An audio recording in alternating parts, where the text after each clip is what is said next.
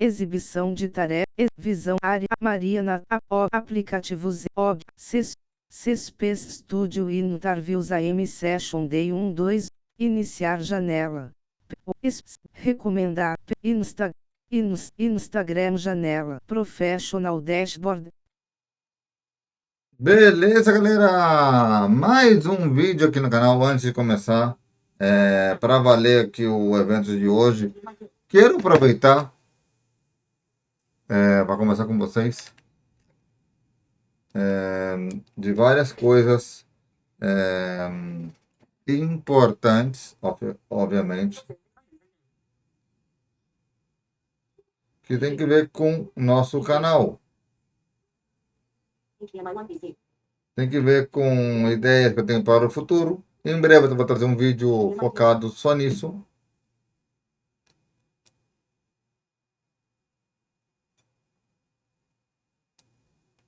E aqui será um vídeo dedicado em breve.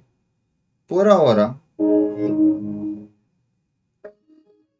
eu vou trazer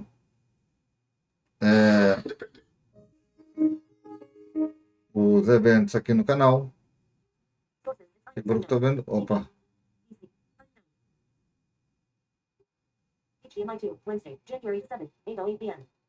Um problema aqui com minha televisão.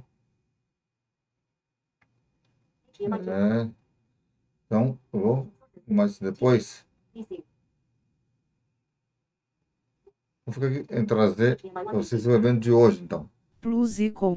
Me segue, galera, aqui no Instagram para poder bater os 100, os 1000 seguidores. Eu tenho 73 seguidores, são muito poucos seguidores. Então, bora lá para que Vetruchi Trancha. Então, bora lá, então. Iniciar janela. Tá gravando, isso é o mais importante. Ai, Senhor amado.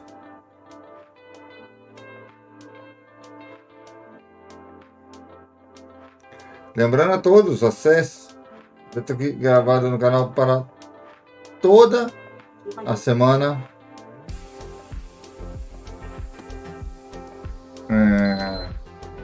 Trazer para vocês acesso toda aqui no canal. Não sei o que eu vou trazer aqui para vocês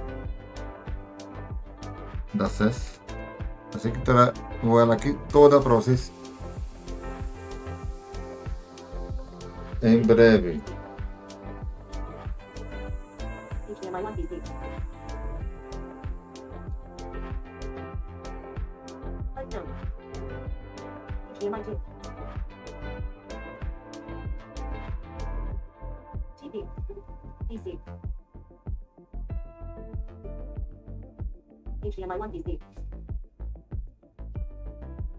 Eu vou arrumar depois aqui para vocês.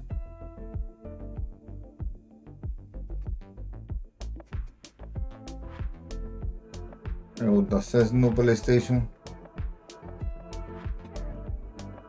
Faltam poucos minutos para começar aqui no canal. E lembrando, esta sendo no dia 9, o último vídeo do dia. E o último vídeo do dia. E amanhã trago mais.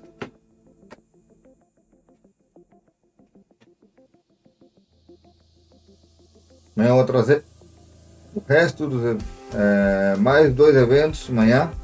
Trago um às 4 da tarde e outro às 7 da noite. O das 4 é 1h e 12 minutos. Provavelmente. E às 7 da noite o mais longo, que é de 4 horas.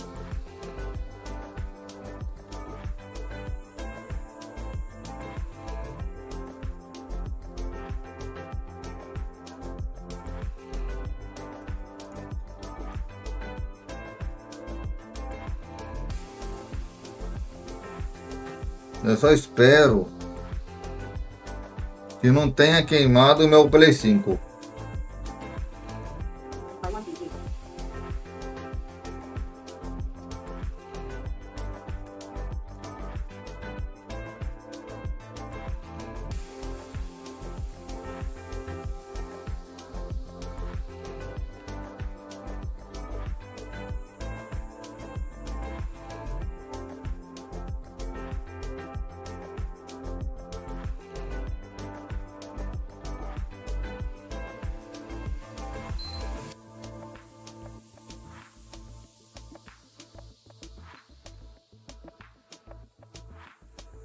É isso que eu espero. Não ter queimado o console.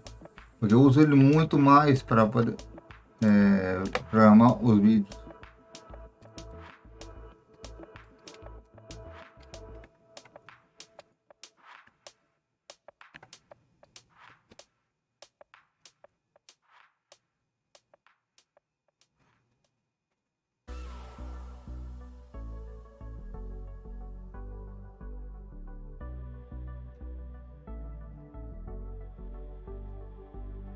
Agora foi. One, check the cable connection and the settings of the source device. 2, press source below to select the connected source. Connection type button.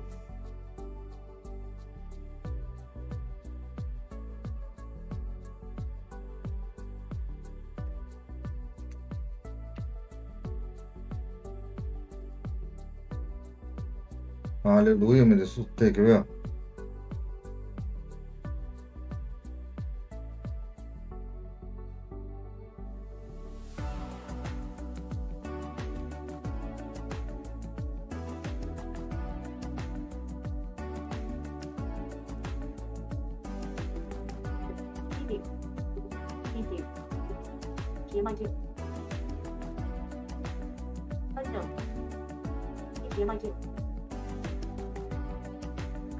Ai, não.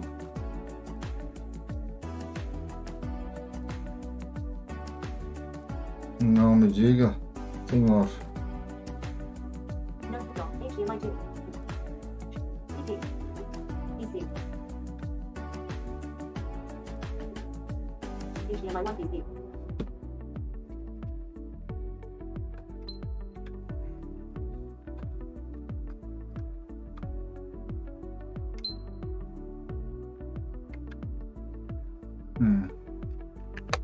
Um cabo está safado.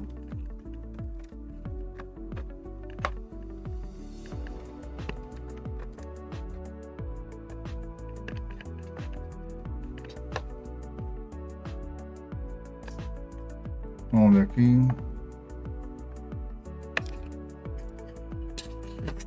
Aqui está.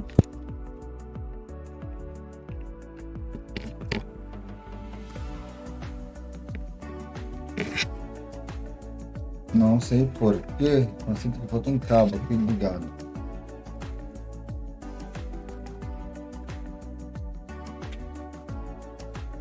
Meu Deus.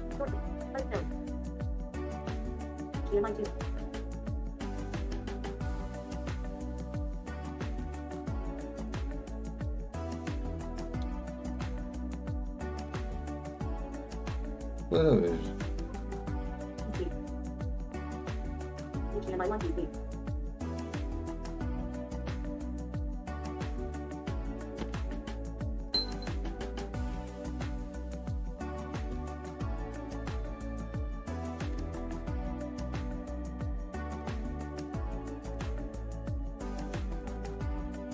Mas eu quero conversar com vocês sobre a CES. O primeiro evento que eu cobri, gostei muito do que eu cobri, gostei muito. Gostei do segundo muito, que eu vi da moça falando sobre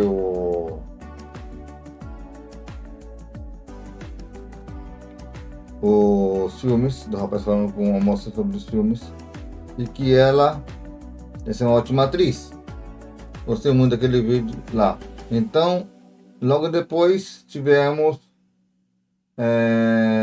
mais algum. Não me lembro, porque eu tô cobrindo esse aqui em sequência, então, aqueles dois. Talvez seja uma palestra de conferência, de conversa, de entrevistas também. É diferente para um dos outros painéis, espero, né? Faltam poucos minutos para começar.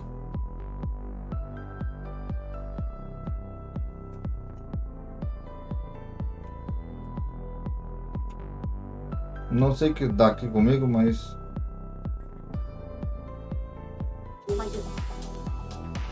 tem uma coisa de errada aqui.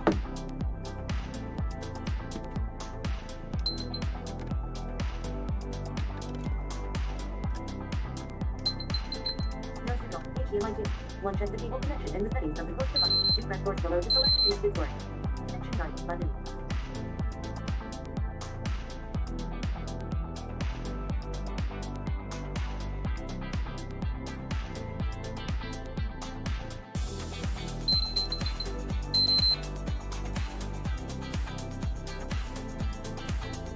Eu poderia retroceder a live.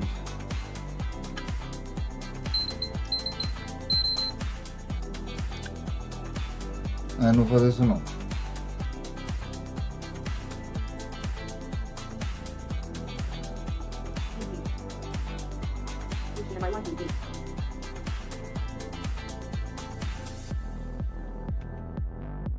Iniciar janela. A Microsoft Avast recomendado.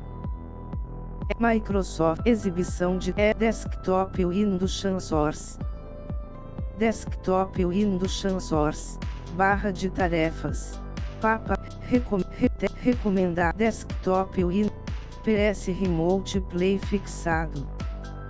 PS outras PS indisponível. Element Host 1. Só para dar tempo aqui de. Se não dá conexão, aí tá mal para mim.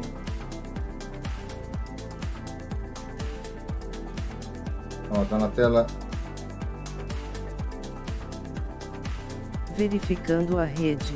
New notification. PS Remote Play. Microphone muted. New notification. Microphone connected. Welcome. Control. Power. Power select. Restart PS5. Restarting your PS5. PS Remote Play. OK. Minimizar remote. PS OK. Pressionar PS5, PS fechar. Subiu muito volume aqui. Ai. Meu Deus. Session Day 1 2026. Ai, meu Deus. YouTube, pessoal Microsoft Edge janela. Meu Studio complicado, hein? AM Session Day 1 2026. YouTube documento. Em branco.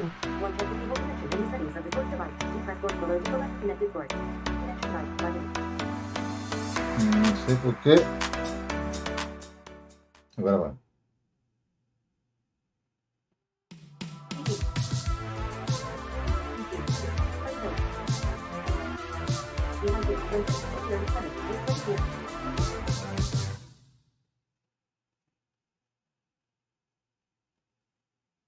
Meu Deus.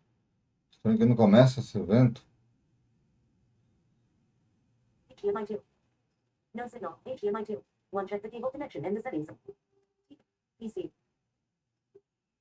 HDMI 1 PC.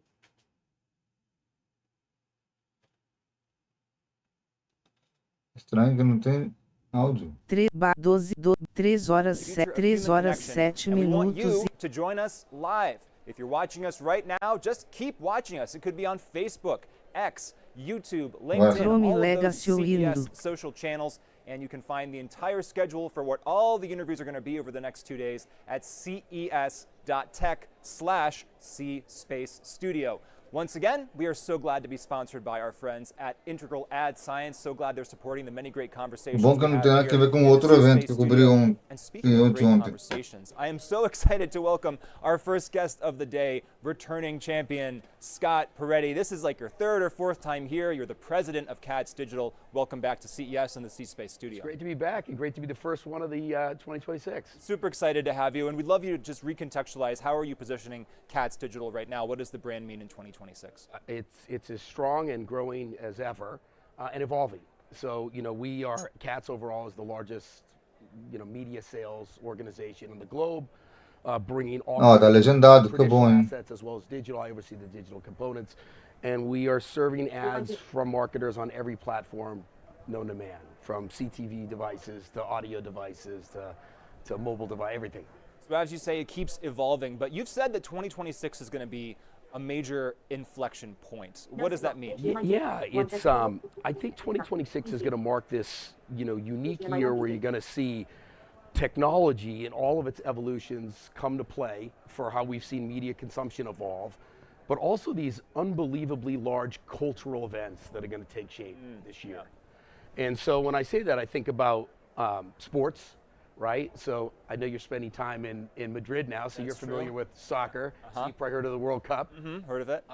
That's going to be happening this year. I live in New Jersey. I mean, that's all anybody's talking about. We're going to be hosting the final there. So that's going to be a huge this weekend is coming up. So many big cultural events around sports, and then politics. So in the back half of the year, we're going to have the midterm elections, and that's going to be another big, event that's going to take shape. And these events, like these calendar events that are you kind of want to be watching them live, or at least maybe in the case of the Olympics, nearly live. That makes a difference, right? I mean, the fact that it's live is important. Yeah, I think, there are very few things today that we consume live and consume as a community and as an event, whether it's local or global or national, whatever it is. So sports represents that, in a unique way. And I think advertisers want to take part in that kind of cultural, events that are happening. And we're going to try to find ways to enable them to do that. And then the political cycle, 2026, obviously so much going on in politics in general, and all of that crashing into what the latest technological advancements are. What are you going to be watching for, and what are you going to frankly be driving yourselves and making happen on the technological side for politics? I think our goal is to help these campaigns and marketers and issue advertisers reach consumers. So they've seen a lot of disruption to their business model and how they reach people.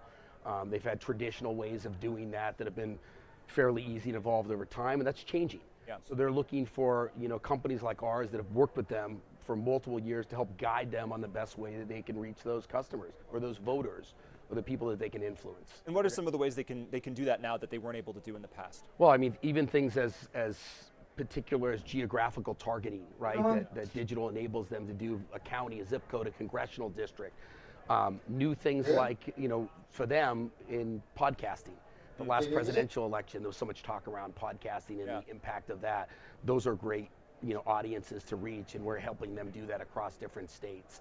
And then clearly the fragmentation on the video side with CTV and so many different places to consume video content, we're working with them to enable that.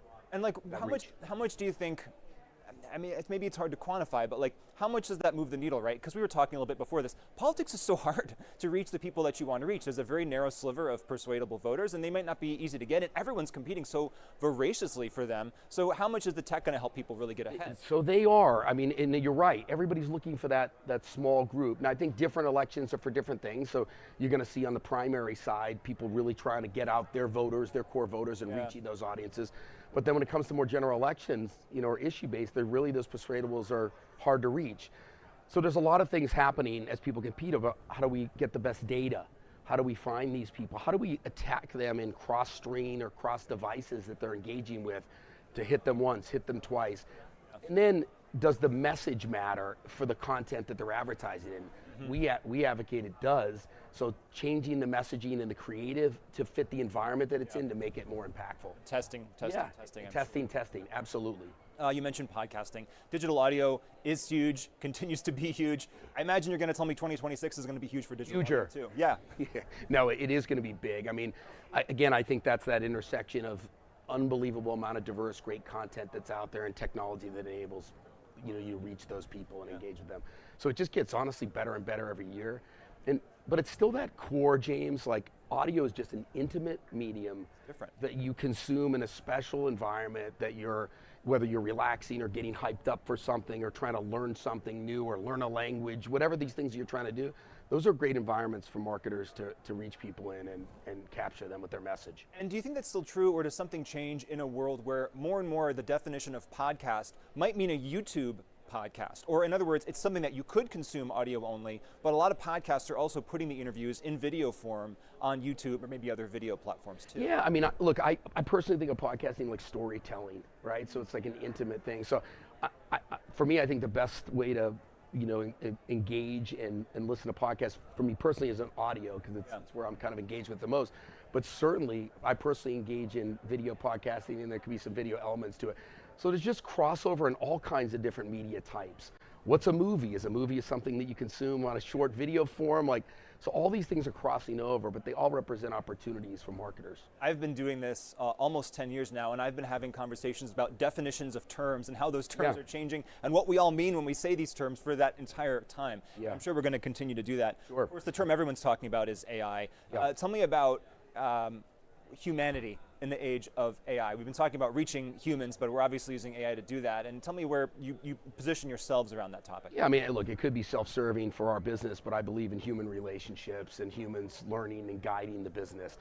That doesn't mean that there's not a big place for AI, and we would be foolish if we weren't trying to embrace it or looking for ways to do that. So, you know, in our business, we're looking at AI to help us kind of take away some of the more painful tasks, enable us to run a better business, a more efficient business, and optimize against the audiences we have. But we still believe in the human being, engaging with customers, hearing about needs, and responding to that in some way. And that's, I see it as, that's not going away for a long time. Do you think customer opinions on AI-created content are shifting or changing? Are they more or less willing to accept it? It's a great debate, and I don't think we've got an answer on it, a consensus on it. I think there's a lot of people, their gut reaction is no, they don't want it, they think it's bad in some way, but a lot of times they're fooled about what it is. I think there's ways to use AI content, creative content, even from tags on ads to be more efficient in terms of things. But I think there's still real value in humans creating content and that getting distributed. Yeah, I mean, it seems like you could have a fully human-created piece of content and then have so much AI on the back end and still be kind of ahead of the game. Correct. In that scenario. That said, I do have a confession. Sure. Since you and I know each other so well. Yes. This year, this moment I'm in a mark in my life is like the first time I've been listening to some AI-created, not totally generated, but it's cover songs of songs I already knew, AI covers. They were so good, I listened to them unironically. Okay. Not even for the novelty, but because I've actually enjoyed them. So I feel the shift in myself, and I'm curious to see how this goes. I mean, good content is good content. That's right. So if it's producing that in a way that you want to engage with it, I'll tell you what's always good content. Yes. Conversation with Scott Peretti. Oh, terrific. Of Katz Digital. Thank you so much for joining us. Yeah, pleasure to be with you. Have a great CES, Scott. You too. Thank you. And thank you so much for watching us. Stay tuned for more C-Space Studio. I'm James Kotecki at CES 2026. More after this short break.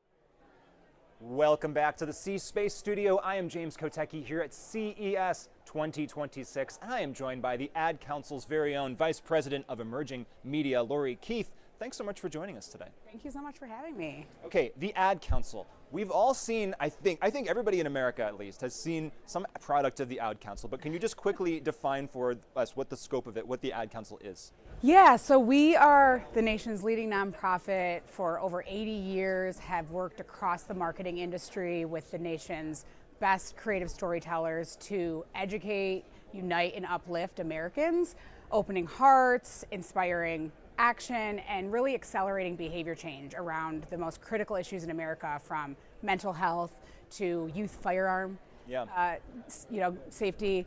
And so we really work across the industry, ad agencies, tech companies, media companies, talent, and it allows us to have exponential impact because we're really like galvanizing the whole industry to get resources to Americans. And I mean, we're here to talk about emerging media, obviously, but people have seen your billboards, people have seen your television ads. Smokey Bear, is that the most popular thing that the Ad Council? Smokey's been around since 1942, since our inception.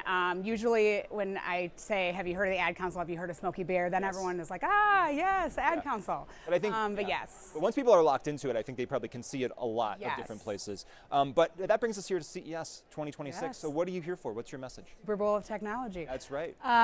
So I come every year, I lead emerging media and technology for the Ad Council, and really my remit is to work with technology partners, media partners across the industry to encourage them to look at technology as a force for good. How can we, especially as you're building this technology, reach Americans, provide them with the resources that they need, bring communities together, harm reduction, whatever that campaign might be that what we're trying to raise awareness on. I'm really like partnering with tech companies, and I'm here at CES to really encourage all of our partners to think about the Ad Council and all the issues that we represent, and how can we kind of come together to build partnerships and raise awareness using these products that they're building. So what's the full remit of what's defined as emerging media? So social media obviously comes to mind, but there's a lot of interesting things emerging, especially here at CES when you see new technologies that could point to media that not everyone's consuming now, but maybe there's interesting things in the future. Yeah, it's interesting. Social media used to be kind of the new media, but now it's considered traditional media because as a brand, if you're not advertising on social, you're probably not have the smartest marketing mix. But emerging media for us is really like thinking about the future. What is the future of media consumption? What is the future of how people are kind of shifting their behaviors from one platform to the next? So everything from immersive technology, gaming environments, augmented reality, wearables, drone technology. We were the first, Smokey Bear was the first to advertise on those robotic delivery vehicles that now you see all over the place. So really, like, what is media going to look like in the next 5 to 10 years, and how can we start to build relationships there? Okay, great. So then you can give us the answer then. We need it here in the C-Space Studio. What is media going to look like over the next 5 years? Give us your prediction. And I love predictions other people might not, find plausible, but what do you think? What you said? I mean, I think, of course, everyone's talking about agentic AI and how AI is going to really power our lives and assist us in all our tasks, from booking travel to managing our finances. But what I'm really interested in, especially, I live in Miami, I just went to Art Basel, and I'm sure you heard of Beeple's Regular Animals exhibit, humanoid robots with Elon Musk and Mark Zuckerberg's face. It was so realistic, and it really made me think about, like, what is the future of this technology? These humanoid robots, are they going to be, at the airport doing customer service? Sure. But from even beyond that, like, from a society impact, Apesar que tinha que ver com outro show, mas não. É ao contrário, é outro show à parte. I don't know how realistic they will look like, if they'll look like the Beeple exhibit, but I do think it's coming. I think they're going to look and feel like a human. That's so interesting. As people are talking about, like, just basic questions about what the capability is to do, to then think forward and think about that as a form of media, as a form of consumers, the next level to think. And another thing that comes to mind, I was here at the Sphere. I heard it's amazing. I have to say, when you're in that tornado, it was freaking me out. Like I knew logically what was happening, but the emotion of it is so strong with the wind and the leaves and the screen, obviously. You could put me in a forest fire with Smokey Bear, and I will never light a match in the woods ever again, right? I know. Those immersive environments really take you places. I love that. So maybe beyond robots, are there other technologies that you're kind of obsessing over right now or kind of wanting to dig deeper into? Yeah, so I think drone technology, you know, I know some people are talking about it, but we did a partnership with a company called Sustainable Skylines that has a partnership with FAA. And we did kind of the first drone technology. They pulled a 40 by 20 foot banner on Miami Beach, which typically Miami Beach, you see the airplanes going by, but this was powered by a human on the ground, pulling a banner. It was for our Buzz Driving is Drunk Driving campaign over Thanksgiving weekend. So it was perfect placement for it. And so I think, yes, aerial advertising is probably going away. It's probably going to be drones. But also if you think about the future of drones, delivering packages, going from point A to point B, like that's going to be a new surface for advertisers to think about. Yeah, people, smart people have talked to me about drones. Say the drone is there, and the drone can be doing a lot of different things. It can be doing, safety, surveillance, and it can be doing advertising, and it can be doing packaging, logistics, and coordinating with other drones in the air. And there's so many interesting things. If you think about the localization of it, depending on where it is, all these advertisers and brands that have very local efforts, like to be able to advertise where that drone is going to be critical. You mentioned agentic AI, but let's pull it back even just to chatbots, right? So when you think about advertising and chatbots and way to reach consumers, this is probably going to be a big topic, I imagine, this year here in the C-Space studio for folks. Yes. Okay, we can chat with these things, but where's the revenue coming from? Do we advertise in them? Does that make them less authentic or less useful for people? Where are you coming out on this, and what are you seeing? Well, I think chat experiences is what I'm calling them, is really interesting space, especially for the ad council as you think about these emotionally charged issues. When a person lands on a website right now, they're navigating it, pushing different buttons, reading articles, hopefully getting what they need.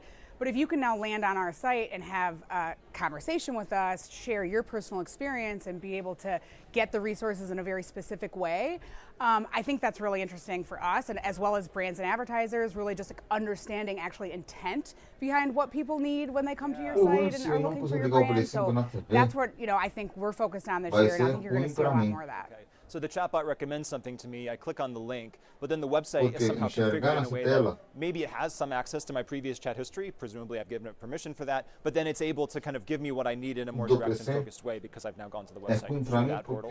Well, there is what you're describing, which is generative engine optimization, being able to make sure that your information surfaces in a ChatGPT. Yeah. I think that's really critical, but it's also just when someone sees one of our ads is driven to our website and now they can have a chat experience with us that's powered by a large language model like Copilot Studio, which is Microsoft's enterprise product, and they can literally have this ChatGPT experience within our website, but the bot is created with only our data. Yes, very big. So obviously that plays into people's experiences having these fairly sometimes intimate conversations with chatbots and wanting that to be hopefully uplifting for people. Yes, absolutely. Let's talk about creators and influencers. Yes. Where are you coming out on that? Is that still a form of emerging media that you're interested in? Absolutely. We developed our Creators for Good practice at the Ad Council over 10 years ago. We partner with everyone from Elmo to Meg the Stallion to Billie Eilish. Wait, Elmo's counts as an influencer? Like, what chance do I have if Elmo's out there? There's no chance. Elmo is like top influencer.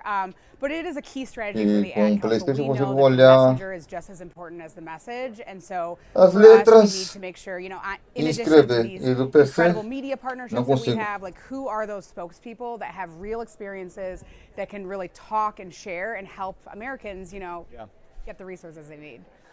We have so many different things that we could be talking about here. I do want to at least get in a question about podcasting. So podcasting and audio listening habits are evolving. Where is the Ad Council in that conversation? Especially, again, one of those intimate things that maybe historically has been hard to reach people in.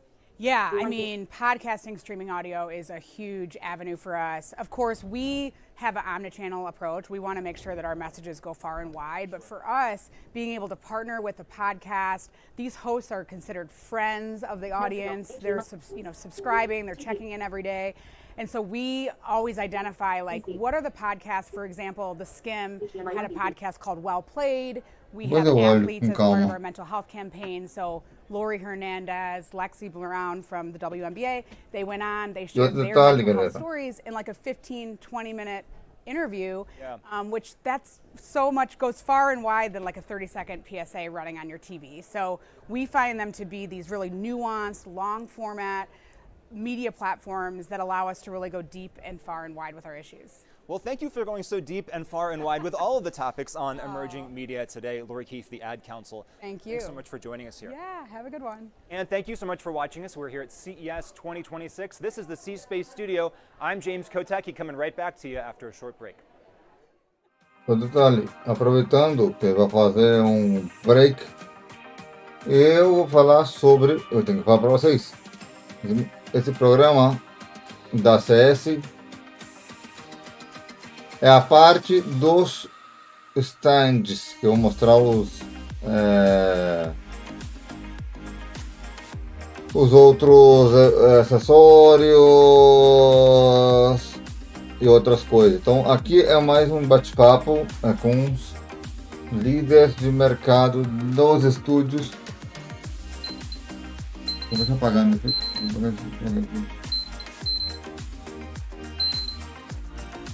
Não consigo apagar, né?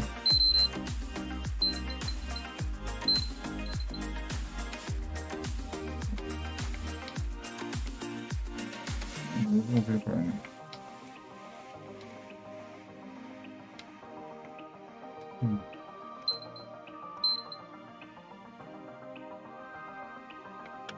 Não apaga.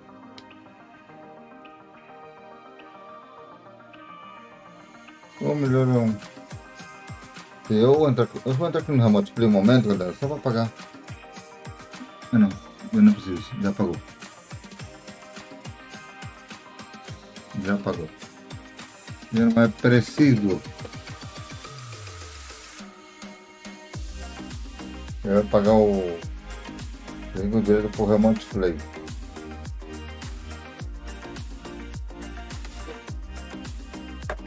Mas, como apagou, não tem problema.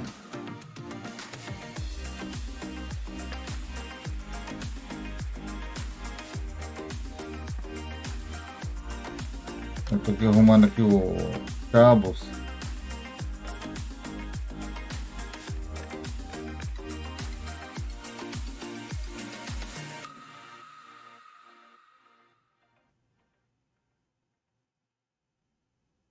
Depois de terminar o evento da CS, eu faço um teste ligando as tomadas, porque faltam ainda 2 horas e 50 e poucos minutos para vocês acompanharem a minha aqui. Esse evento tão diferente dos eventos da CS, que, por exemplo, os stands que vão estar os ouvidores conversando com a apresentadora. Aqui não, aqui é outro apresentador, vou estar com eles como se fosse um backstage.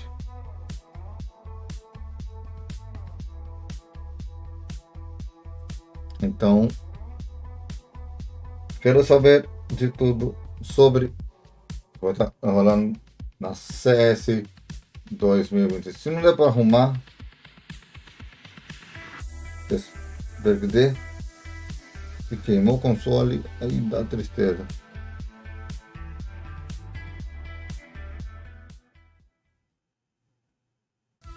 Para mim, porque eu preciso do console, sim ou sim.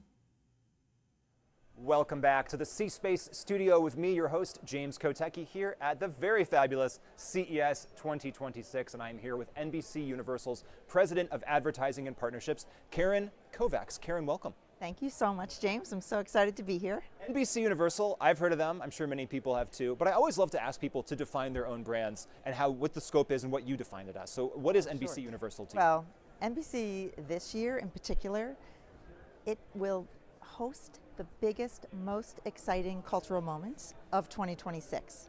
So think about NBC é o canal 6 aqui nos Estados Unidos, the galera. Olympics, World Cup, Emmys, Thanksgiving Day Parade. That is what this year looks like for us. We are Olha só one of que ela the falou biggest aqui, ó. investors in premium content. We reach As Olimpíadas e Mundial é com eles, hein? across the largest ad-supported footprint in the industry. So we're big. And we're really excited. We're celebrating our 100th anniversary this year. Congratulations. Very exciting. And Mais we're de really 100 looking anos. to combine premium content, cutting edge technology, and all that scale I just talked about, and really drive results for our advertising partners. To put you in the hot seat, is one of those events your favorite? Or you're most looking forward to of the things that you listed, all those sporting events? I am most looking forward to the Olympics. Yes. Because I think what we do at the Olympics is not only groundbreaking storytelling, but also the way, and I think we'll talk about this today, the way we think about it from a technology standpoint, it really has revolutionized and galvanized our company. So this is interesting. I've been doing this job for a while now, so I've had multiple conversations with folks over the years about the different Olympicses that were coming up. What are you excited about in terms of a technology perspective or from a content consumption perspective that's going to be new, different, exciting at the 2026 Winter Games? I think we learned so much in Paris, right? And it was really groundbreaking for us. Então, as Olimpíadas in agora multiple em ways. fevereiro, mais ou menos, Really fevereiro, just março, por aí. First is the massive scale, right? It was available on linear, streaming, social. Em fevereiro e The first thing abril, I'll mais say ou is menos, that as Olimpíadas, 86% of the então. viewers watched on linear television. So linear and streaming together, it is critical for our partners. But we also did a lot of experimentation in Paris that really resonated. And one of the things we did was we created a creator community. And it was so successful, we're bringing it back to Milan. So it is called the Milan Creator Collective. And we are bringing 25 creators with unrivaled access into the Olympic environment. And it's exciting. Some of them had some experience from Paris, some new voices, but the key is how do we bring some of the casual fans, the new fans, into the Olympic movement? And the creators are really doing things in a way that complements our own storytelling. So excited about that. And the Olympics is so good for that too, because it's not necessarily, like I'm not watching ski jumping at other times of the year just to make a confession, but when it's on at the Olympics, it's cool. It's like a new kind of novel thing that I'm only watching every few years. And so, yeah, I certainly am a casual fan of those sports. And to bring me in and to bring people in different ways depending on their level is probably important. You know what's interesting? One technology that we launched in Paris and we've carried through other sports and entertainment is multi-view. So on streaming, we added multi-view for the first time in Paris. So you are a skiing fan, but you're not sure if you want to tune in to skiing or ice skating. And so you could have multi-views to decide, right, where do I want to go now? And putting the control of the experience in the hands of the viewer is exactly where we want to go moving forward. So from an advertising and partnerships perspective, how are you measuring success? What are you aiming at here? Então, o segundo evento You know, measurement is really going to be e o primeiro a key evento area of foram focus for us this focados year. We lá firmly no believe stand that premium diretamente video drives com results. a But in a a world pessoa where encarregada measurement de has been fazer somewhat fragmented, o, right? So you've had é, television o and segmento. digital disconnected, right? They've been in O silos. terceiro programa, que é esse daqui, Upper, middle, and lower funnel performance é has been focado disconnected. So advertisers haven't necessarily had a entrevistas. full view of the effectiveness of their campaigns. So O going into quarto this year, é focado really for the past few years, we've been em thinking about how do we invest in tools outro and technology evento so that com we can outro provide painel, advertisers with a full lá como o primeiro e o One thing we're segundo. launching this year is something called the Performance E o quarto Insight Hub, which is really groundbreaking é for igual us. esse aqui. It is a Então vai ser platform mais ou menos where assim, we então can acessa. Eu não tinha really coberto provide ela a antes. unified view Por isso eu não sabia. campaign performance, Verão, audience cobrido. insights, É, and then aqui. also full funnel performance Feito in no. flight. So like historically, we have been able to provide marketers with post-campaign static reporting. And now with this platform, we are going to be able to provide real-time view of insights and full funnel performance with enough time to optimize performance and deliver results. Does it imply real-time Yes, it ability does. to change? And, Yeah, and yeah. Make, So, make you know, again, we do believe, you know, that premium video really delivers performance, but this tool now really enables us to measure it and optimize it for our partners. Premium video drives results. That makes sense to me, but I want to talk about what it might mean to a Gen Z or even a Gen Alpha audience.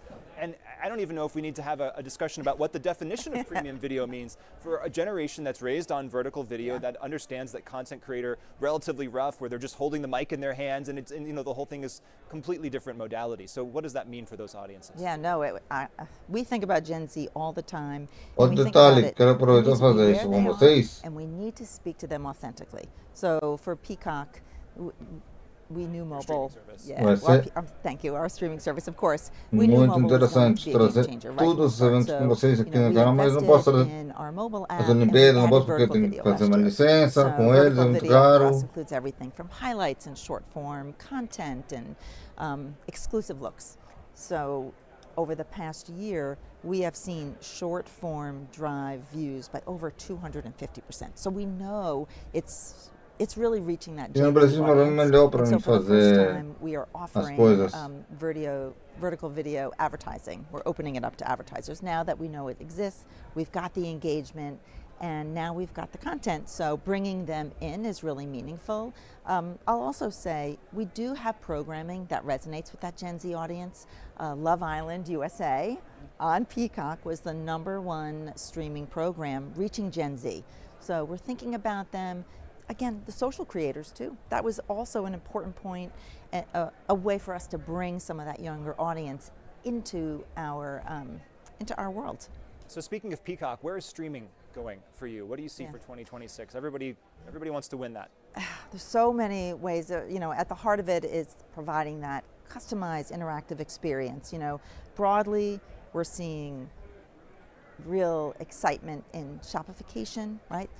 Shopping, I think we're in the early innings on what that's going to look like, and we've been an early adopter for shopping, so that's important. O legal desse tipo de programa live sports, right? Que traz informação boa também, né? That's something that we Durante eventos não só de games, também de tecnologia, também de outros que tem que ver por aí, como da televisão. I think from an ad innovations perspective, we're doing two things that are interesting. One is, we've got some really unique ad units that perform so well, and we're selling them directly to advertising. Now we're opening them up programmatically. Okay. So the pause ad, right, which works so well, contextually relevant to that pause moment, now we will be able to include that in programmatic guarantee deals. The second thing is we're thinking so much about creating that native or that ad unit that adds value to the experience. And we are launching a unit called the Arrival Ad. So it's sort of a bold first time for a streaming partner to take that user profile page and add an interactive brand moment right on first entry. So it's a little bit of that first impression takeover, very visible, but it doesn't interfere with the viewer's ad experience, right? So we're really excited. We think that there's a lot of opportunities with ad innovations. It goes back to our goals. Yeah, I mean, I said the word win streaming. It occurs to me there's different ways to win, or maybe there's different games being played, right? Of course you want to get the raw numbers and have the biggest, the biggest audiences across whatever audiences you want. But you also, if you're creating content that people are resonating with so much and you're able to reach them through advertising, then there's ways to win there, especially on a revenue or advertising and partnerships basis. Yeah, absolutely. It just seems like a very, it's a great time. Do you feel like, are you excited to be in your business in this moment of technology? Do you feel like this is the right moment to blast off? I'm so excited to be in this business. It's really just, we launched Peacock. It was the first ad-supported streamer, right? So we've always been toggling between keeping, the viewer experience at the heart of what we do, but then also delivering results for advertisers. So it's interesting to be able to look at it from both lenses, really increase that engagement. We have this one community, one fandom around Bravo, right? And so we can talk about live sports all day, but we also have this really unique connection to Bravo and streaming and experiential and all of the different ways that we're investing in that. Really, there's so much potential there to really just go deeper with fans. And then of course, we run advertising partnerships. So it's really a unique way to bring these brands into culture along with us. Well, thank you for bringing us along with you for some insight into what's going on at NBC Universal for 2026. Karen Kovacs, really appreciate you joining us here in the C-Space studio. Thank you so much. And thank you so much for watching. This is CES 2026. This is the C-Space studio. This is your host, James Kotecki, and I'll be back after a short break.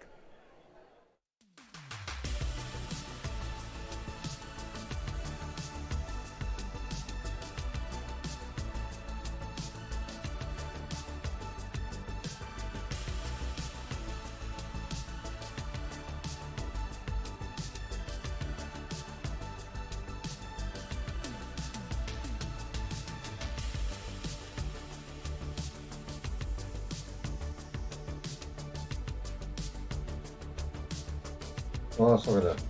Foi tão rápido que eu não deu ainda pra nem ir lá preparar meu batido. O bloco dela. Eu não podia nem ver o que ela tá falando. Tão rápido que ela foi. Esse momentos curtos de fica isso, hein, galera. Vamos lá, deixando like, comentário e compartilhar o vídeo. Ajuda bastante o canal. Estamos indo pro bloco 3. Em menos de 4 minutos. Ai, senhor. Vamos lá. São 9 blocos no canal ali, né? Não sei como. 9.45, alguma coisa assim. Não sei o que é aqui, tudo aqui não entendo. Parece que é um. Nomes por cada segmento. Eu quero testar esses aparelhos um dia. Se aquela máscara tá aqui, galera, não sei.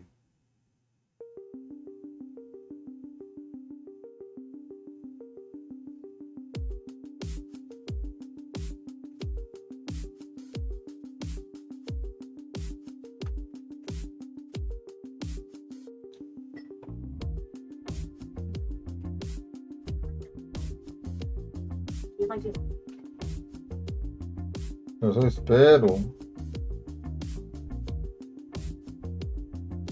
que as coisas fluam e positivamente para o canal.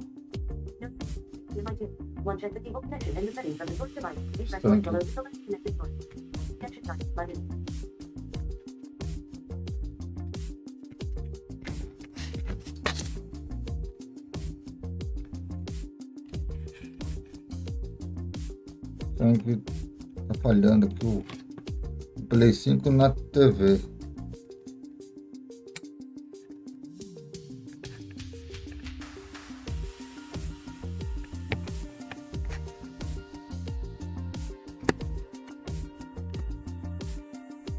Eu não entendo por que isso, mas ainda hoje eu vou descobrir.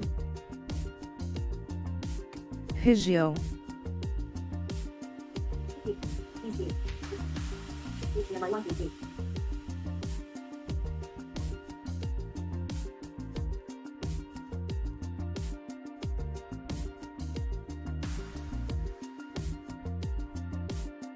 Eu tenho que saber isso por causa do Soundcheck. Para revisar o áudio, a transmissão e outras coisas mais.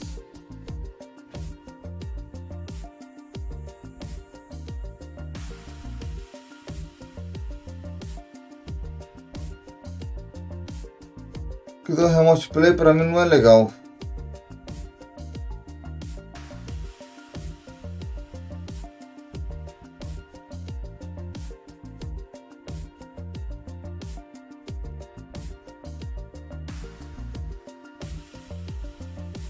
Já não tem nem um ano de garantia.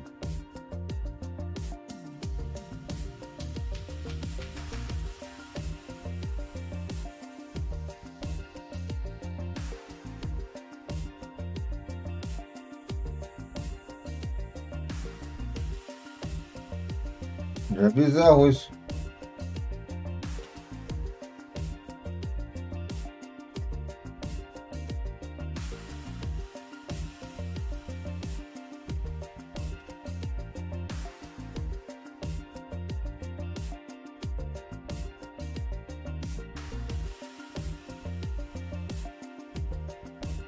E nem estamos nem perto da metade do evento ainda, porque estamos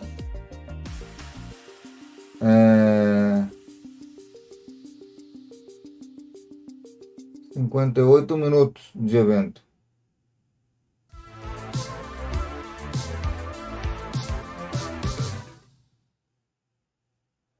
Welcome back to the C-Space studio here at CES 2026. I'm your host, James Kotecki, here with iHeartMedia's Chief Business Officer, Lisa Coffey. Welcome to the C-Space studio. Thanks for having me. It's so great to have you. We've spoken to other folks from iHeartMedia in the past, this is your first time here in the C-Space studio. We're so glad to have you. What brings you and what brings iHeartMedia to CES 2026? Yeah, we're here talking about our Guaranteed Human Promise. What does that mean? It means all of our content, our radio hosts, our podcast, everything is going to be guaranteed human, nothing artificially created.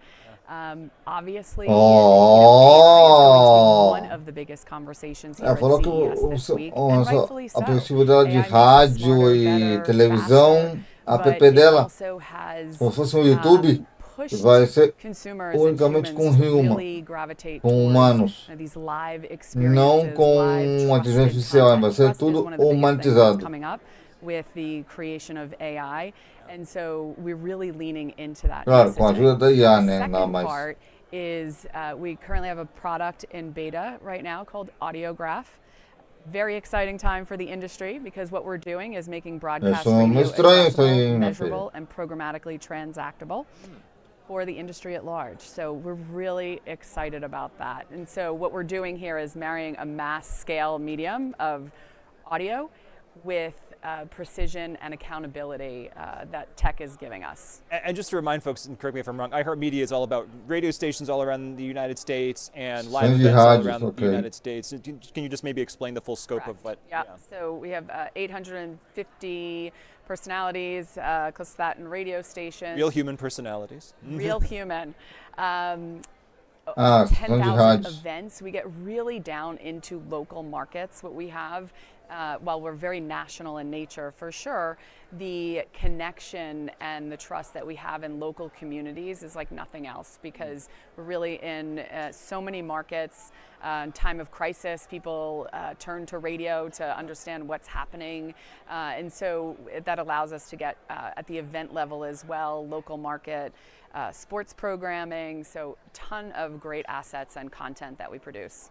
I like the idea of a guaranteed human promise. As a human who wants to keep doing my job too, I like the idea of guaranteeing that. But I'm curious, who are you promising that to? Do you explicitly say that to consumers? Do you run ads on radio stations saying this is all human stuff, or is that a promise made to advertisers? Or we do. You do. Okay. Yes, it's both. Tell me more. Actually. So you'll start, if you hear an iHeart radio station, you will hear a tag at the end saying guaranteed human. Yes. You also hear it in our podcast, so it's a tag that we've added. It's, when I tell you it's resonating with clients like nothing else I've ever seen. We've had clients say, good move, really smart. Because so everybody's being caught up, and people know when they're being, fed the news algorithm or the music algorithm, and they're hearing and listening to the same music over and over, and they're not getting that new discoverability. And so the guaranteed human is really resonating. Do you think human consumers, well, it's funny I say human consumers, I guess you could talk about agentic AI consumers at some point. Right. But when we think about consumer perceptions of AI, have you felt or seen a real shift? Because I guess if I was having this conversation with someone here in the C-Space studio 2 years ago, it might have been a guaranteed AI promise, right? We're so excited about the promise of this. So what do you think has happened, and what does that point to where things are going as far as the shift? Because AI is certainly not going anywhere. It's continuing to get better, and it's going to keep progressing. I hope it does.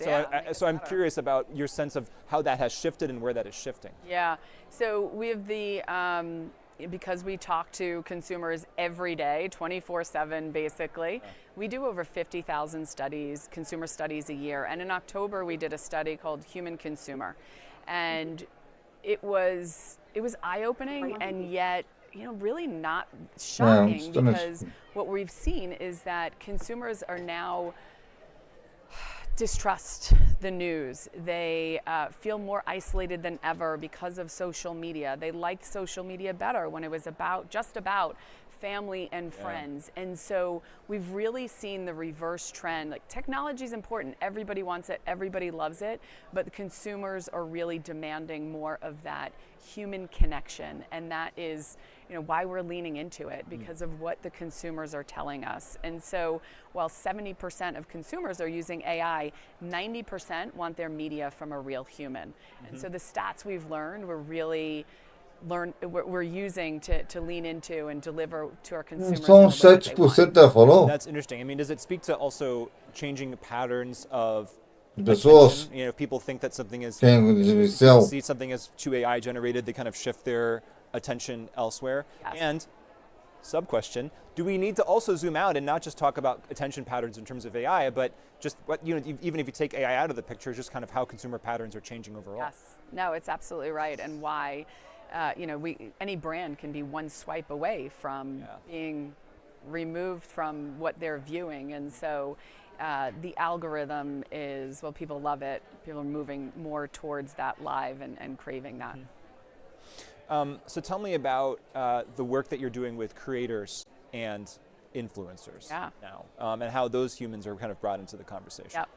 So iHeart is the original influencer network, if you think about it. I live in New York, listen to Z100 in the morning, Elvis Duran, or Charlemagne. People connecting with these specific personalities. They connect, and really when you think about influencers and you listen to the radio in the morning, and you're like, oh my God, they're bringing up topics of what's new, what's relevant, like what happened yesterday, what's happening right now. They have consumers call in, and all of a sudden you're like, wow, this is actually an influencer network. And so number one, that's very cool to understand. But what's new for us is that TikTok approached us, right? Here you have one of the largest social media platforms with millions of influencers who approached iHeart because influencers want that live element. They want new platforms. They want to get additional scale.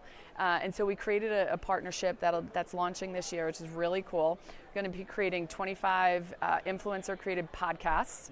We're going to be creating TikTok radio and marrying TikTok influencers with our radio personalities to really start to cultivate the culture from these live moments that are happening. We'll also have them at our live events, and this gives brands tremendous opportunity to appear at these live events in ways that they can use their influencers or net new influencers. So. And this is where those maybe conceptual silos of like traditional, old school, new school, emerging media, it all kind of breaks down, right? Because it's all media. And from the consumer perspective, they probably don't really care. They're just turning on a button and getting what they want to get. And what you're talking about is really bringing everything together into one pot. Yeah, it's really, I think it's going to be a very cool program for us in 2026.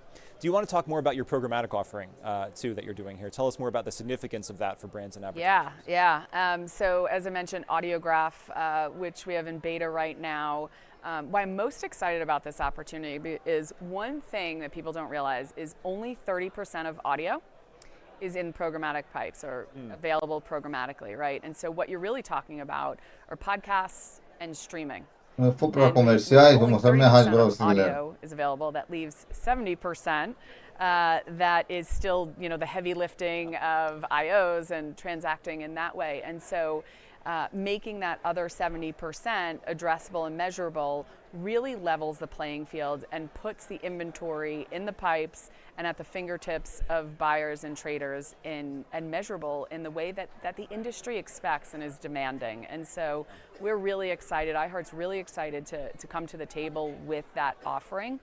And what that'll do also is increase audio inventory by 400%. So you're no longer looking at having to just look at streaming. You can actually be part of the live programming throughout the day, whether it be Olympics, World Cup, all of the things that we also do outside of just talk radio and music. So this is something we talked about in the C-Space studio before. Is there still a gap between the consumption of audio and the amount of advertising dollars that go into audio? Yeah, simple stat. Audio is 31% of a consumer's day. And so it's not 31% of media budgets, and so there's tremendous áudio é of their media day or of their 31%. day. Of their day. That kind of tracks for me. Yeah, if I'm just walking Do around, dia. Media day, sorry. Oh, sorry. Yeah. Okay. Well, for me, maybe it is 31% of my day. Like, I Right. love to have my headphones on, listening to music all the time, or podcasts, or Yeah. what have you. But thank you so much for spending time of your day here with us, Great to Lisa be Coffey here. of iHeartMedia. I really appreciate you being here in the C-Space studio. Thanks so much. And thank you so much for joining us. We're taking a break, but after that, we're going to be back with Qualcomm, United Underwriters Laboratory, ULSE, I'm so sorry about that, Warner Brothers Discovery, and Intuit SMB Media Labs. You don't want to miss it. We'll see you then. I'm James Kotecki here at the C-Space studio at CES 2026. It's Underwriters Laboratory. That's what it is. We'll be back with them soon, too. Mientras tanto, Iniciar vamos janela. para vocês aqui, galera. O Configurar nosso Instagram. Dar recomendado tweet. Uma janela em execução. Instagram. Excel. Instagram janela. Professional Dashboard. Professional Market. Link. Marque Então, dos animes. esse é o nosso Profile Instagram. Victory. Aproveitem e me sigam aqui. Pessoas reais, nada mais. Só pessoas reais. E também lembrando, já que falamos de rádio, Exibição de então vamos aparecer aqui, ó. Nossa rádio online. Insta PS Remo Epic Microsoft Mavrin Nossa rádio online, essa aqui, ó. Rádio carregando página. Nos segue lá, ó. Marco, busca, Nossa rádio online. Rádio Maquete Presente Internacional. Já que falamos em rádio, temos para mostrar também a nossa rádio. Desktop. Então, aí está a nossa rádio para vocês acompanharem também. Pesquisar. Dia do exibição. Área de trabalho 2. Aplicativo. Área de trabalho. Área de trabalho. Fechar. Selecionar. Maria Natália. Instagram. E também Instagram. Aqui no Instagram. Nos segue lá, galera, no Instagram. Nos segue aí. Documento. Clicável botão gráfico. Então, vamos botar aqui. Instagram janela. Marque os animes. Pesquisar. Iniciar janela. Recomendar Microsoft Edge, uma C-Space Studio e Interviews Olha aqui para a tela, agora sim. Mas começa aí, estou viajando na maionese, né? Mostrando no meu Instagram porque tem que promover. Interessante. Tem muitos estúdios que não estão no stand normal lá, mas estão aqui nesse evento aqui com vocês. É o último vídeo do dia 9. Às 4 da tarde temos mais um evento. Eu aqui no dia 7, no dia 9, mas no dia 10 teremos mais 2 eventos. Um às 4 às 7 da noite. O das 4 é de 1 hora, das 7 é de 4 horas. E lembrando, dia 11 teremos mais eventos.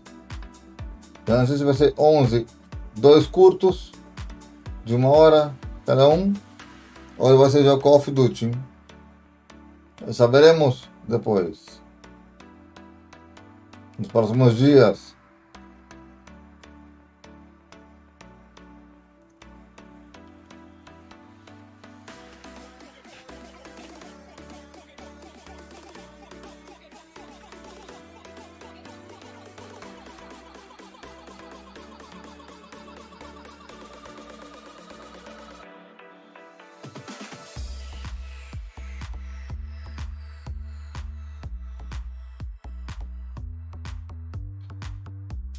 Um detalhe, quero lembrar vocês de todos os comentários, like e compartilhar o vídeo. E nas grandes para todos vocês, hein?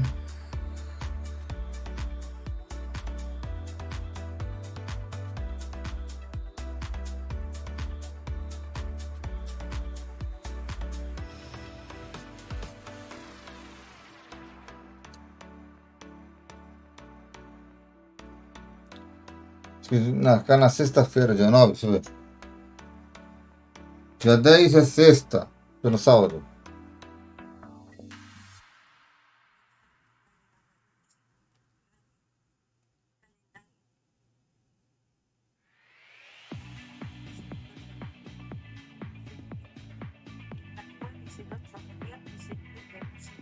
Tô sendo sexta-feira, dia 9, esse vídeo aqui. Então amanhã, dia 10 é sábado. Sábado 10. Não sei se eu gravo ainda hoje, mas agora se eu gravo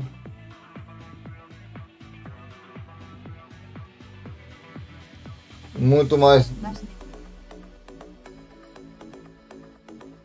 Temos esse tempo aqui na tela aqui.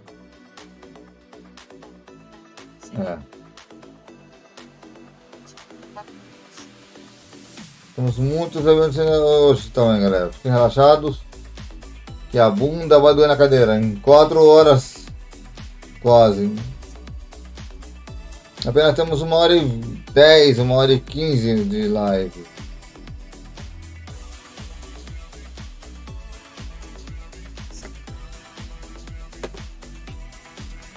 Iniciar janela. Mesmo? 1h e quanto? Tela OBS Twitch. Uma OBS modo configurações. 0 hora e 0 minutos. Live. 1 hora 13 minutos e quadros. Microsoft Edge. Uma janela. 1 hora e 13 minutos. CSP Studio e Interviews AM. 1 hora e 13 minutos apenas. 1 hora e 13. Quase. 1 hora e 13 de live.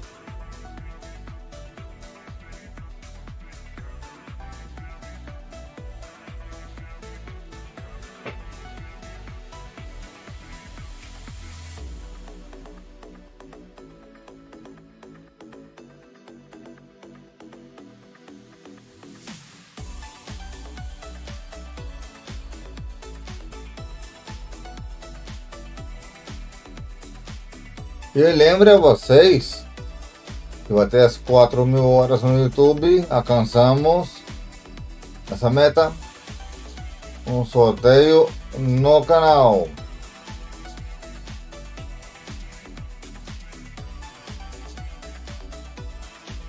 Pode ser de quanto? 50 doletas. Essa ideia, o sorteio só vai concretizar a data exata e como vou fazer ela, não sei como.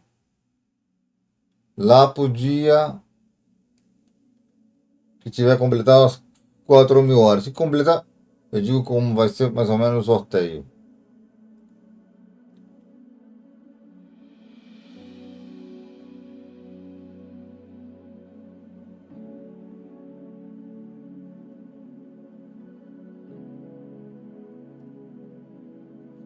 E lembrando a vocês também, o The Ghost of Yotei, em alguns momentos pode ser mudado de horário e cair às 4 da tarde. Por quê? Porque se o evento for curto, vai cair às 4. Se o evento for super longo, com 4 horas,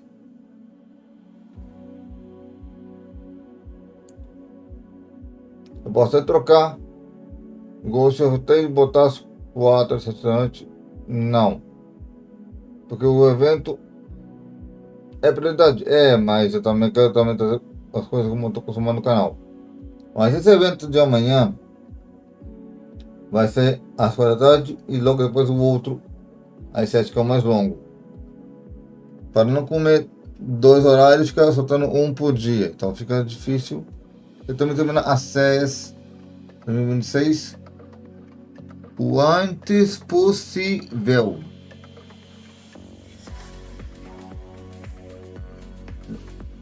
Então não podia demoraria mais de um mês provavelmente para terminar com a CES. Ou até mais, né? Tokyo Game Show.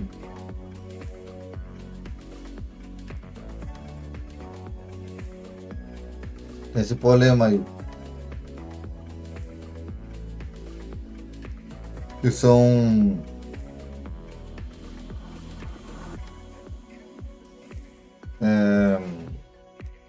iniciar eu não sei janela, se meu áudio tá saindo, né? pesquisar, recomendar, Microsoft Edge, Face MT Nem sei. My PS Remote, Instagram, uma janela em EZP, Face MT Danidesk fixa, MT Face Micro App, Explorar PS Remote, Não pode também, esse é outro problema. PS Remote Play, PS Remote Play, Nem olhar, falar nisso. fecha a janela, Agora nós vamos fazer o Remote Play. CSP Studio,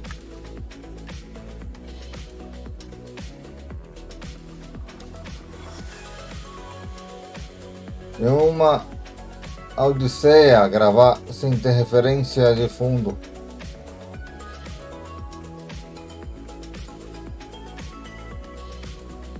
O ruim tem muito comercial esse programa aqui.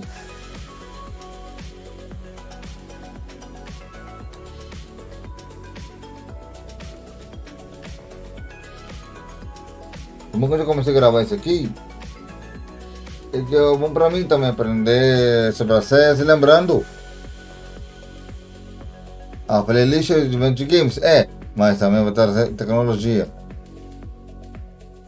E entre outras coisas mais. A PACOS 2026, vou gravar ela toda.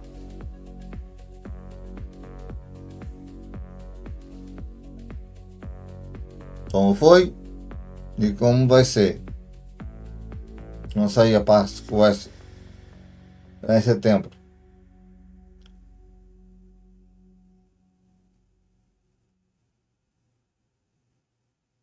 Vou dar prioridade aqui a Call of Duty.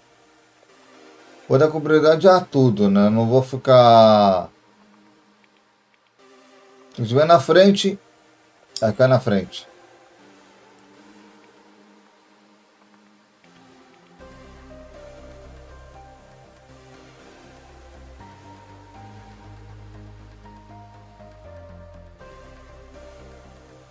O problema maior vai ser com fazer o título aqui. Meu Deus, isso vai ser complicado.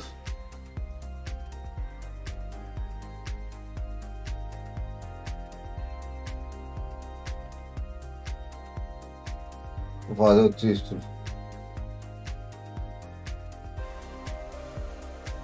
Mas o problema não é evento, o problema é o título. Eu tava mais relaxado hoje, mais cedo. O evento foi gravado anteriormente, ontem, né? Esse aqui eu tô gravando dia seguinte.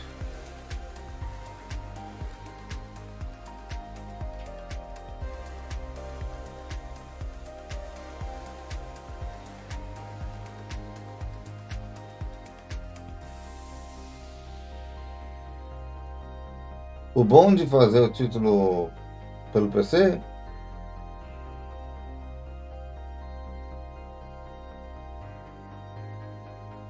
eu posso fazer o título traduzido.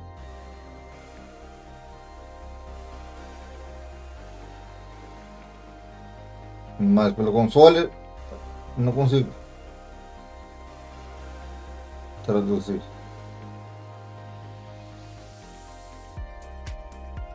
Agora tem um novo WhatsApp do canal. Vou botar aqui o link na aba de redes sociais. E é também da rádio.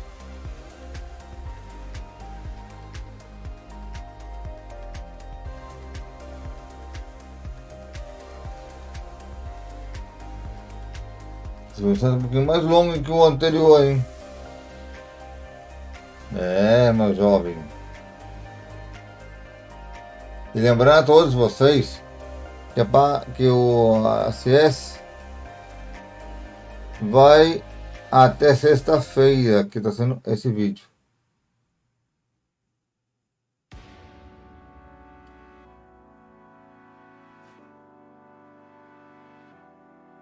Mas, aqui no canal, vai todos os eventos conforme vai passando. Porque eu não vou soltar tudo no mesmo dia, como se fosse um único dia. Não. São 2 eventos gravados diferentes, simultâneos. Por exemplo, os 2 eventos de ontem. O Day 1, que são no dia 8. E no dia 9. Ó, da abertura que foi no dia 8. No dia 9. O primeiro show do dia 9 que foi às 4 da tarde, de hoje. Ele foi gravado junto com esse aqui. Os 2 eventos foram gravados simultâneo no mesmo horário que esse aqui. Eu não teria como gravar os 2 eventos, o de ontem e o de hoje mais cedo.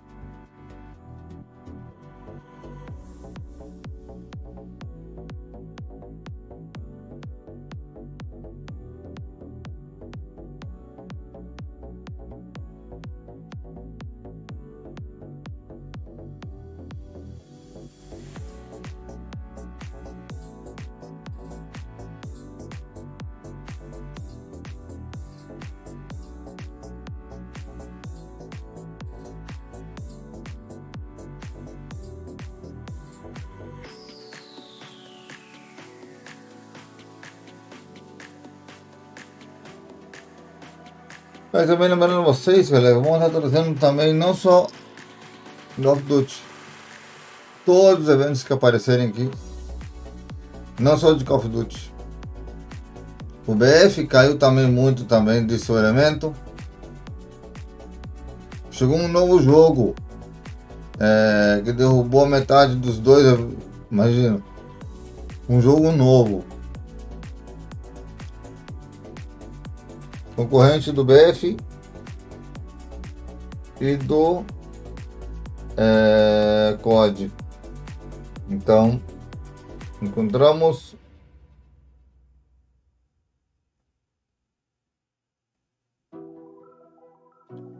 um novo jogo aí, eu não sei o nome do jogo que o Guilherme falou para mim, mas vou dar uma olhada no próximo bloco.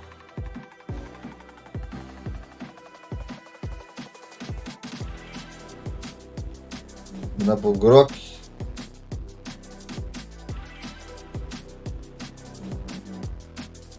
E pro GPT. O Elemento me falou também, galera, que no dia que estamos gravando, esse evento aqui, tem uns robôs bem maneiros, eu vi também lá com ele nos vídeos. Talvez apareça numa dos próximos vídeos, nos outros stands. Eu não gravei nos outros stands, estou gravando na ordem dos eventos.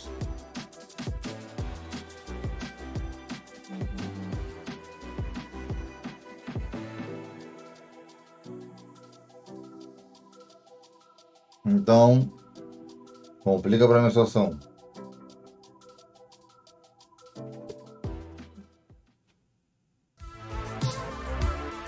E lembrando a todos, então Epic Mickey Welcome back to the e Forza studio here at CES 2026. Need for I'm Speed. your host James Kotecki, and we're here with Qualcomm's CMO O Don jogo McGuire. Thanks for joining us here today. Thanks for having me. Really base na appreciate you versão. taking some time out of your day. I know CES is a busy time. There's a lot going on. Time. So I love to have people Devia ter dado a define versão their mais brands boladona, as and what empresas it não means são, to you. So what is Qualcomm? estão What is your mesquinas. definition? Well, from a brand perspective, obviously it's also a corporate identity. Yeah. The name of the company, 40th birthday last year. Birthday, yeah. Just turned 40. From a master brand perspective, it's really sort of the umbrella brand of where everything fits underneath. We have 2 large product brands, Snapdragon being our more consumer-facing brand, and there's several product categories that fit under the Snapdragon portfolio, and then Dragonwing, which is more of our sort of B2B product lines. Yeah. That covers things like robotics and connectivity and things like that. I would say we're kind of a mini house of Nós brands. logo vamos ao Instagram de novo. Each have a unique identity and story to tell, but they all sort of ladder up to our overarching promise, which is to deliver intelligent computing everywhere. Intelligent computing everywhere. Is that your message here for CES 2026? What brings you to this specific show? Yeah, that's how we kind of ladder things up. We're in a lot of different product categories. Our technology is so pervasive. It can be overwhelming and complex if you don't sort of organize it under like a messaging architecture and how you bring it to life and make it understandable for people, especially different audiences. Yeah. So we tend to look at our sort of our hierarchy of what does Qualcomm stand for? Why do we exist? Why do we matter? And that's sort of to deliver intelligent computing everywhere. The intelligence is a nod to AI. Não tivesse For 14 years. Ghost of Hotel no canal sábado e nem domingo, focaria de cheio nos eventos, mas preciso do Ghost of Hotel para não estressar na minha gravação. 3G, 4G, 5G, and now coming up 6G. So that's how sense of we being in the organize physical world. Esses Right? eventos são muito longos. Yeah. So that's how we organize everything, and then Então, underneath that we have comparado value com propositions. Because this is a C-Space studio, we can get into the weeds a little bit on eventos this que vão vir messaging da piece. I'm Microsoft actually em curious, breve. how long, so what you said was very elegant and very eloquent and very, compact. Did that take a long time to get to that point? Like, these can be not rebranded, like messaging processes can be really intense, especially when you have so many different complex technologies. And by the way, those aren't standing still, those are continuing to evolve. So tell me how you thought about even putting that together. Creating simple is really hard. It really is. You think it wouldn't be, but it is, because you have the distillation of very complex technology into a, I don't want to call it a soundbite, but into an articulation that can fit. We have a process called 333. Todos são importantes. Post, social post, a 30-second elevator conversation, a 3-minute sort of introductory, and a 30-minute presentation. So we have to create messaging that can be distilled down to that 3-second level, all the way to like a PowerPoint deck. Yeah. Well, thanks for this 10-minute conversation. This is somewhere in the nether zone here, but we're going to figure out, I think, some interesting insights from this. One of the things we wanted to dive into with you was AI chatbots and voice agents. What are some of the things that you're learning from how consumers and customers interact with those? What we're really excited about and what we're learning crosses a couple vectors. First is discoverability. And we're just at the beginning of this, right? So the agentic AI sort of, call it a trend now, but it will be pervasive, and it will be the way we interact with computers in the future. It will be, 3 years ago, I think we came up with the term AI is the new UI. And so how you interact with your computers or your computing spaces through agentic experiences is going to be the way we interact with our digital worlds. Yeah. So what we're learning is, through what is available today, is that what's coming tomorrow is going to be more suggestive, more anticipatory, and actually be more helpful than prompt and response. Yeah. It'll be, like you said, natural language processing, so it'll be more natural as you're walking through your day or moving through your day. You can have a conversation with an agent. Your agent can be more proactive, suggest things to you, and it's all going to come through these devices that are in your sort of personal world and personal ecosystem. Do you think the term agentic is clear enough in terms of how everybody is understanding it, or is it relatively muddled or different depending on who's using that term? I'm asking kind of a leading question there. Sure. I mean, I think it means, right now it means different things to different people. I think ultimately the nirvana is just a natural way to interact with your computing spaces. Yeah.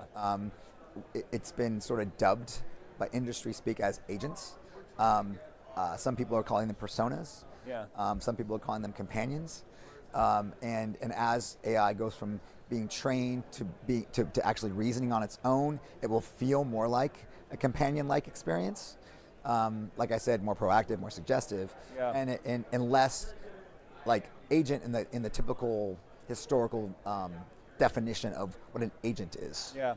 I mean, some people, I think, use it to mean it's just going to be something that goes out completely on its own, just operates in the world on its own with no human interaction. You're talking about something, honestly, that sounds like making it just more human. Like, if I had a real person next to me, yeah, they wouldn't act just like an LLM. They might make some suggestions and do things like that. So it's just a more humanizing way of doing it. Right. Let's talk shoppable content. This is always an exciting topic for us here in the C-Space studio. What's going on there and with social commerce and the work that you're doing?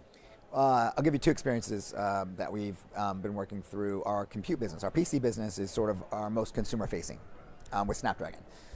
So we launched about a year and a half, 2 years ago into the PC space. Yeah. There are now hundreds and hundreds of Snapdragon-powered AI PCs in the world that are really, really, really amazing. And so in marketing our story to our audiences, we've done a couple different really cool things. So we just did this holiday partnership with Amazon, where we did a partnership with Josh Peck, if you remember Josh and Drake, or Drake and Josh. Yeah. And we did some real-time live.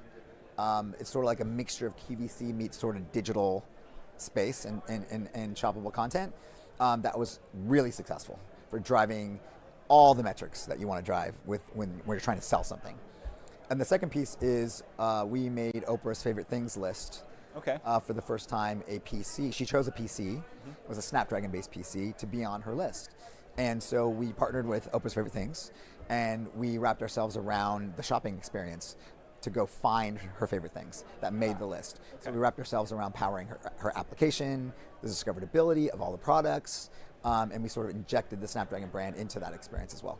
Is it fair to say that the experience of shopping and the experience of consuming media and being a consumer of advertising, all that's kind of like blurring and blending together, right? It's very nonlinear. And from a consumer perspective, they probably never thought about it in terms of different buckets, and they're just like doing what they want to do in that moment. They're just doing what they want to do.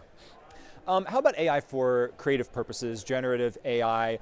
Tell me about your philosophy there around how and when humans are still in the mix.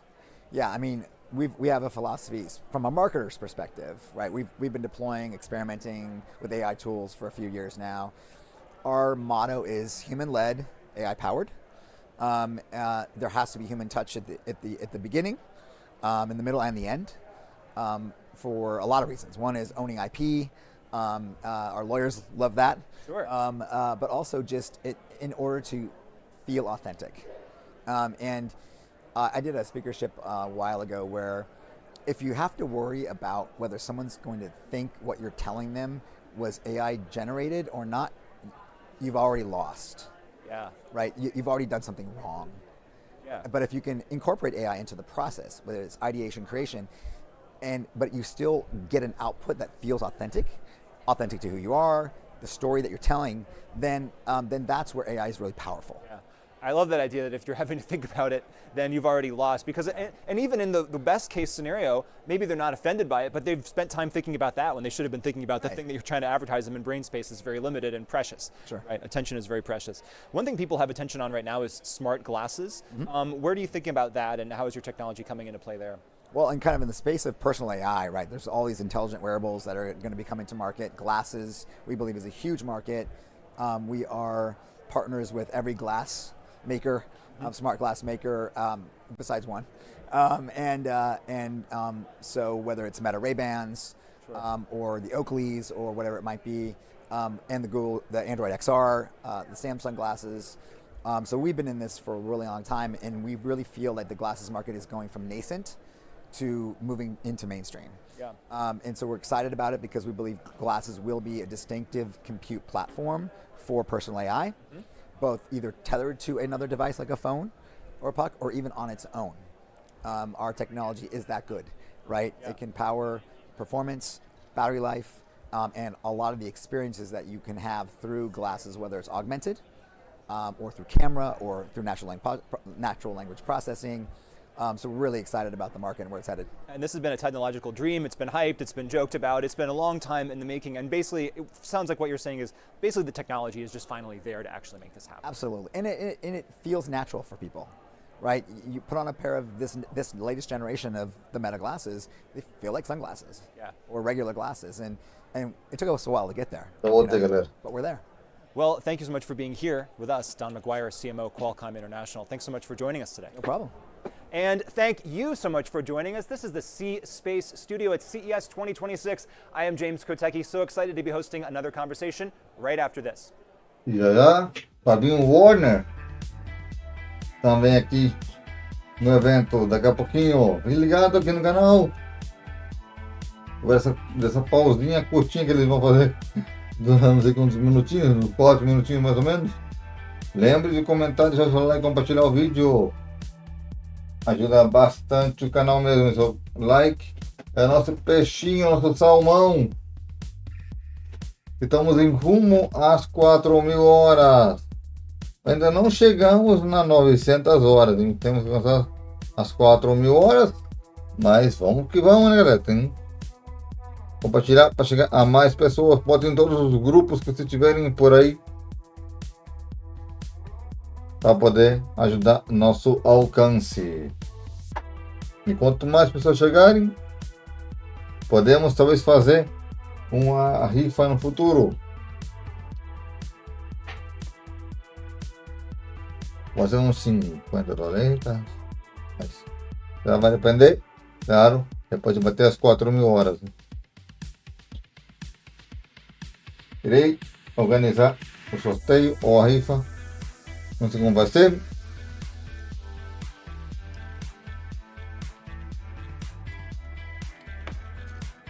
Mas vão lá, lembre de comentar. Também quero perguntar a vocês o que querem ver de eventos de games aqui no canal durante 2026. Não são eventos de 2026, são eventos de 2025, 2024. Porque eu quero trazer todos os eventos que eu não trouxe no ano passado. Que a da CES eu não trouxe nenhum deles no ano passado. E eu vou trazer todos da CES 2024 e 2025 também. Só que esses aí vou cobrir quando não tiver eventos nenhum para cobrir. Agora em janeiro temos evento da Microsoft.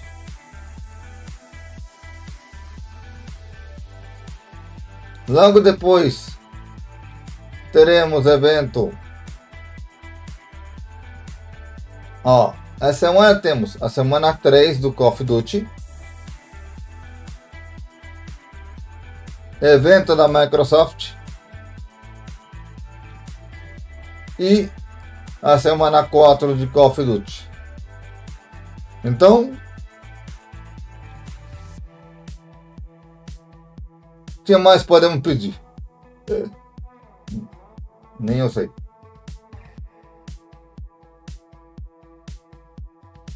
que eu mais posso pedir, né?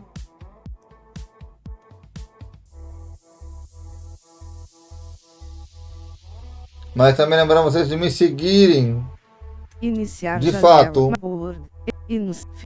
Instagram Javid74 graus aqui, vamos lá, ensolarado. Deixa eu aqui, a nossa página aqui. Link visitar. Aqui, nossa conta do Instagram. Edge, uma janela em execução fixa. Facebook fixar. Microsoft. Facebook também. O mesmo nome. Facebook também. Facebook não vou agora, não, vou mostrar depois.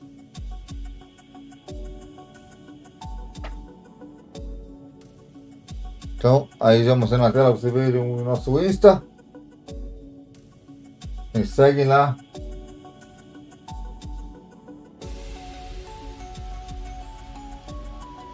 Se bater os 1.000 seguidores, podemos fazer live dos nossos eventos, tanto aqui na Twitch, no YouTube e ao mesmo tempo no Instagram também. Então no Instagram temos que bater os 1.000 seguidores e no YouTube as 4.000 horas. 2 metas, hein? Pra gente alcançar.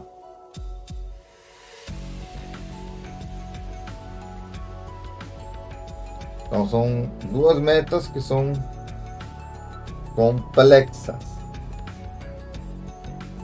A das 4.000 horas, estamos em caminho. Estamos quase chegando às 900 horas, né?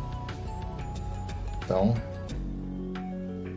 se bater as 4.000 horas, podemos fazer muita surpresa para vocês aqui no canal. Entrevistas, provavelmente? Não sei. Welcome back to the C-Space Studio. I'm your host, James Kotecki. We're at CES 2026, and we are here with UL Standards and Engagements President and CEO, Jeff Marudian. Jeff, thanks for joining us here. Thanks for having me, James. Okay, UL Standards and Engagement. Tell us what that brand is and what it represents. Well, UL Standards and Engagement has more than a century-old legacy of safety science and in making sure that products that are in our homes and that we're traveling with are safe. We work globally to collaborate to ensure that that's the case. Yeah, so this is like, if I look at a light bulb, I remember staring at a light bulb once and seeing this little marker, this little UL symbol, right? That's part of the overall nature of this, right? That someone has vetted that when I plug this light bulb in, it's going to be safe, it's not going to explode or catch fire or anything else dangerous. That's right, and our origin story is really based on the advent of electricity and all of the technologies that were enabled more than a century ago. And as we fast forward to today, we're living in a rechargeable society where people are carrying devices that are battery-based technologies. Yeah. So our focus now is on the safety of those types of devices. So obviously CES is like the perfect place for you to be in conversation with everybody who's bringing current and new and almost on the cusp of coming out technological and electronic and battery-powered devices. But what specifically brings you to CES 2026? What's your message here today? Our focus is and will continue to be around safety. We have a long history of work in building safety standards collaboratively with industry, and we're here talking about the importance of safety, not as an afterthought in product development, but really as a foundational element. Yeah, so tell me more about what that looks like when it's done well. Can you take me through the process of how the safety conversation goes, integrated into the development process itself? Sure. Well, breakthrough technologies are empowered to scale when safety leads. And what we know is we just released a report this week along with CTA talking specifically about digital health tools. But what we saw loud and clear from executives was that their priority is focused on safety at the outset, knowing that that helps build trust for consumers. Yeah. I mean, when we talk about digital health, there's so many interesting ways to kind of track, but all these things are going on our bodies, right? Or they need to be on or near our bodies to track these things. And we're in the C-Space studio, we talk about it even just from a brand or marketing perspective. A few bad cases, even if it was a minority, a small minority of things going wrong, can probably just wreck a product that could otherwise be very useful. Absolutely, and we think of ourselves as really the bridge between innovation and trust, and that's why we partner very closely with manufacturers, with technology developers, to ensure that their focus is on safety as well from the outset. Tell me about trust. How do you build trust in a fractured, ever-evolving media landscape that is just more AI generated by the minute, and people often lack trust in institutions and media? Well, absolutely. That's certainly something that we see in our own data. Especially, you touched on AI, as many folks here at CES are focused on AI as a component of all new technologies. And we know that as those technologies become more and more ubiquitous, people have questions, genuine questions about their safety. And so we're focused on ensuring that we're able to facilitate answers to those types of questions and provide people with honest information that has one perspective and one perspective only, and that's the perspective of safety. Yeah. And so then what does that look like from a consumer perspective? How can they engage with what you're doing and answer some of those questions? I mean, they can see the brand, maybe the vetting, but then what else goes on there? Sure. So we're focused on promoting the message of safety, but also on advocacy as well. And there are certain places where we have worked closely to ensure that products that are sold meet safety standards so that we know that there's a backing of safety. We also know that as more and more technologies are being sold online through online media and retailers, there's the threat of counterfeit devices as well. And so we're focused on providing consumers with as much information as possible to help inform their decisions. Is it harder than ever to do what you're doing in a world where there are potentially bad actors out there who want to scam people and want to sell counterfeit things and maybe don't care as much about safety? Well, as more and more companies, as more and more retailers are focused on safety, we're able to expand our partnersipps, and that's one of the opportunities that we're consistently looking for, is ways to engage with more people. Aqui agora, mas tá falando sobre segurança em geral, né? Including autonomous vehicles, which is something I've talked about here with folks in the C-Space studio for ficam years. ligando, It always seems fazendo like we're coisa just que a não few é, years away sabe, from, né? Ubiquitous self-driving cars, but even here in Las Vegas, you can see autonomous vehicles driving around. Está sendo entrevistado aqui agora no evento. Sure, so Ele está promovendo ali, né? Tudo que tem que ver com segurança em geral. Relates to all the products that are in our homes and really connected to a larger ecosystem. And so we're not just thinking about individual products, but we're thinking about a system and a system of systems of how those devices relate to our day-to-day. Specific to mobility and specific to e-mobility, we've done quite a bit of work to advocate for laws that ensure that products that are sold meet safety requirements, helping to ensure and build that trust for consumers knowing what they're buying is safe. Yeah, so I'm glad that you brought up laws. I would love to talk about how you engage with governments and how you engage with industry and what that kind of balance looks like. Where do you see yourselves playing there? And is the goal ultimately to get to a legal structure at the end of the day, or is that not always necessary? I'm asking a very broad question here, but I think this is a really interesting topic. Sure. So it largely depends on the issue and the topic. Our goal is to ensure that people have the opportunity to buy products that they know are certified to meet safety standards. Yeah. And so we work in many cases with states, with municipalities, with the federal government to ensure that that information is available and clear. In some cases, it does necessitate or require some type of legal or regulatory framework. But much of what we're doing is about spreading information about what safety standards are and how people can look for that type of information when they're purchasing products. And industry is generally down to partner with you, sounds like. This is a very collaborative thing. We rely heavily on industry partnerships. And does that look like people from different competitors kind of actually putting aside their competitive differences for the moment and coming together, sitting in a room, real or virtual, and hammering out safety standards together between these different companies? Well, we don't create our standards in a vacuum. We rely heavily on the technical expertise from folks in industry, academia, and a number of other areas as well. And so many times those are folks who have that technical depth and expertise coming together to create standards that everybody can live by. Yeah. And I imagine it may also just be good for business too, just to have that standard in mind, because then you don't have to worry about interoperability as much. But I imagine just having some entity set the standard is just good from a business perspective, even setting aside the obvious safety concerns. We hear from both executives and consumers alike that standards and safety create a sense of certainty, and that's something that benefits industry. It also benefits everyday users of technology.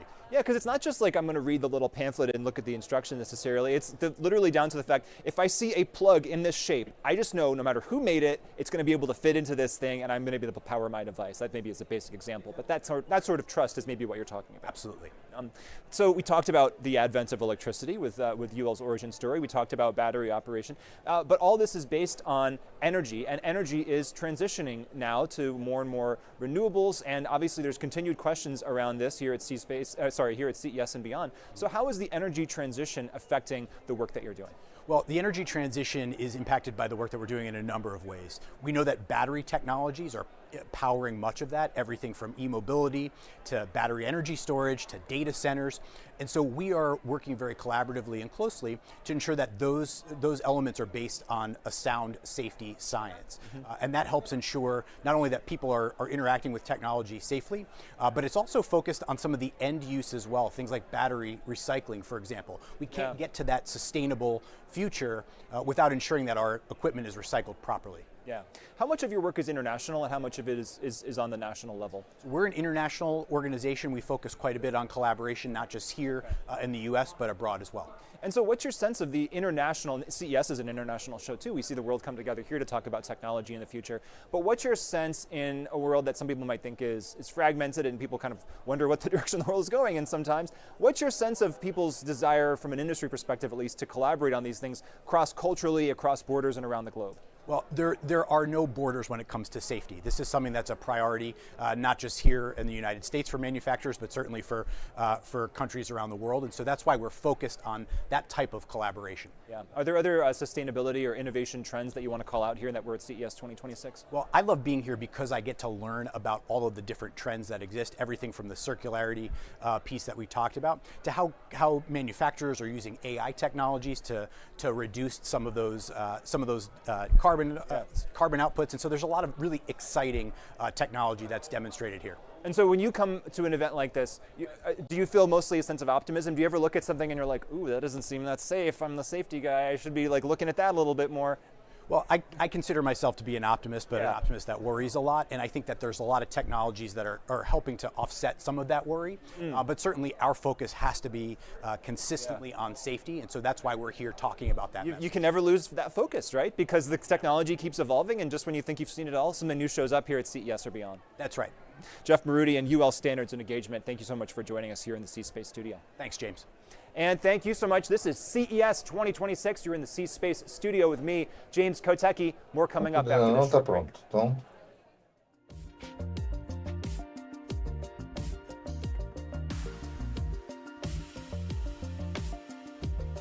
E voltei aqui. E lembrando vocês, me seguem em todas as redes sociais. Agora eu vou mostrar para vocês aqui, galera, o meu Face. Iniciar janela.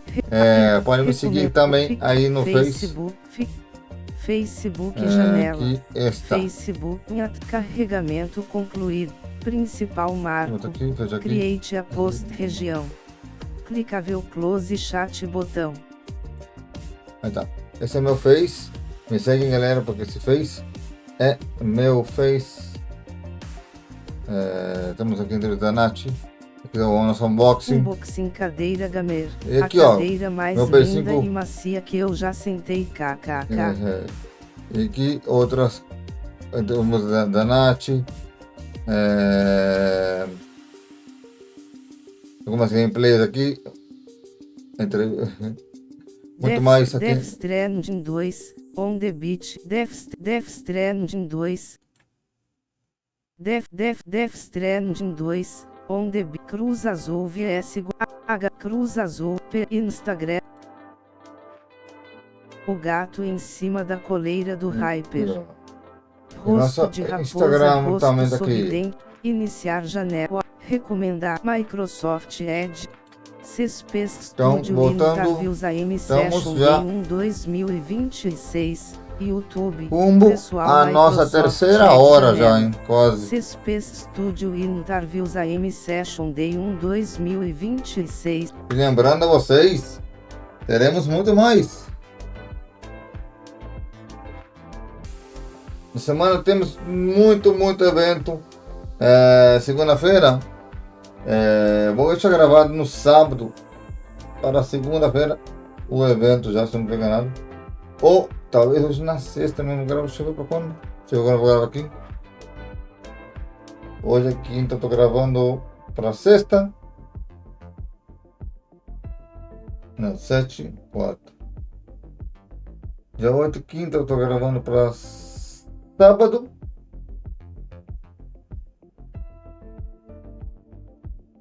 Então, também para gravador 2 para sábado.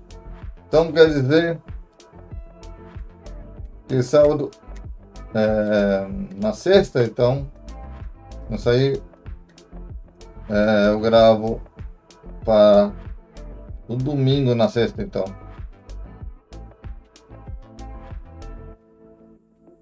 E pode ser que eu grave a CES toda inteira e depois eu vou pro código. Por quê? Porque o código são sexta, sábado e domingo, nada mais. Então eu gravo seguido. Então, temos evento da Microsoft, temos. Da Microsoft você pode resolver isso aí em sequência.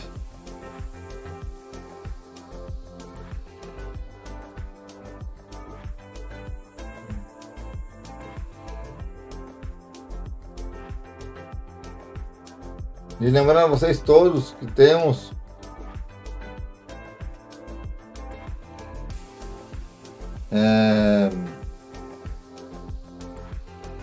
para vocês muitas coisas. Em breve, se bater as 4.000 horas, teremos ainda por cima o sorteio ou uma rifa, como quiserem chamar, de $50. Então vamos voltar para o estúdio. Welcome back to the C-Space studio here at CES 2026. I am James Kotecki, here with the president of U.S. Go-to-Market Ad Sales at Warner Brothers Discovery, Ryan Gould. Agora da Warner, vamos ver quem vai falar aqui da Warner. Thank you so much for coming back to the C-Space studio. It's absolutely my pleasure. Happy to be here. Okay, so what brings you to CES 2026 this year? What are you excited about?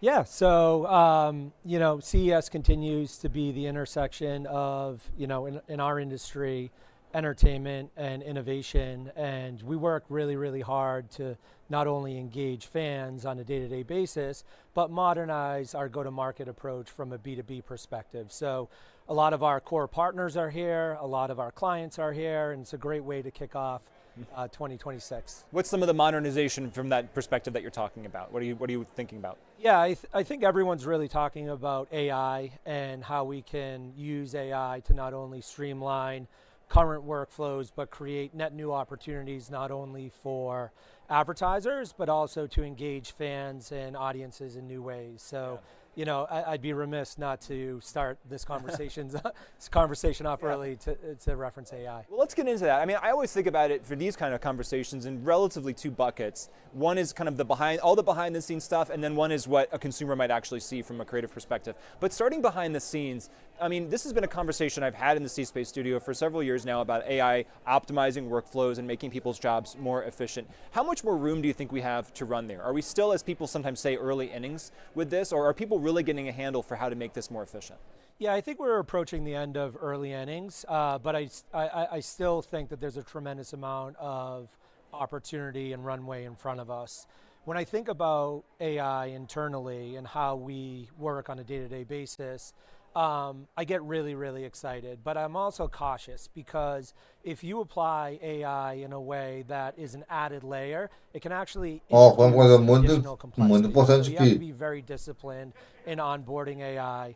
And then enablement, right? We've got a pretty large sales organization, so training our teams and training our workflow and infrastructure to adopt AI in meaningful ways is a challenge. Yeah. But the opportunity is worth it. I mean, not only can you free employees up to spend time on, quote, more high-value work, but you can also get to market faster, you can decision better, and you can run a cleaner, more efficient business. And when you were talking about the AI that you've added relatively recently behind the scenes, as I say, does the interface look like an LLM, or is that not how we should be thinking about AI in this case? Is it really more kind of the guts of the algorithms that are showing the data and the reports to people that's what AI is really talking about? Yeah. It's a combination of both. So we leverage AI to enhance the system infrastructure that we have today, but we're also building função de dublagem, galera, eles tiraram do YouTube, our ad tech stack that wouldn't be possible without AI. So we've got a whole team working on this. We've been able to ship some pretty exciting opportunities and enhancements over the past couple years, and I'm really excited to see what 2026 brings us. And what's your opinion on AI's value on the creative side, the front of the house, what consumers are actually experiencing? Sometimes we've seen people kind of not be as into AI ads or ads that are perceived as generated by AI, but where do you fall on that? Yeah, I'm less excited about AI augmenting creative and content.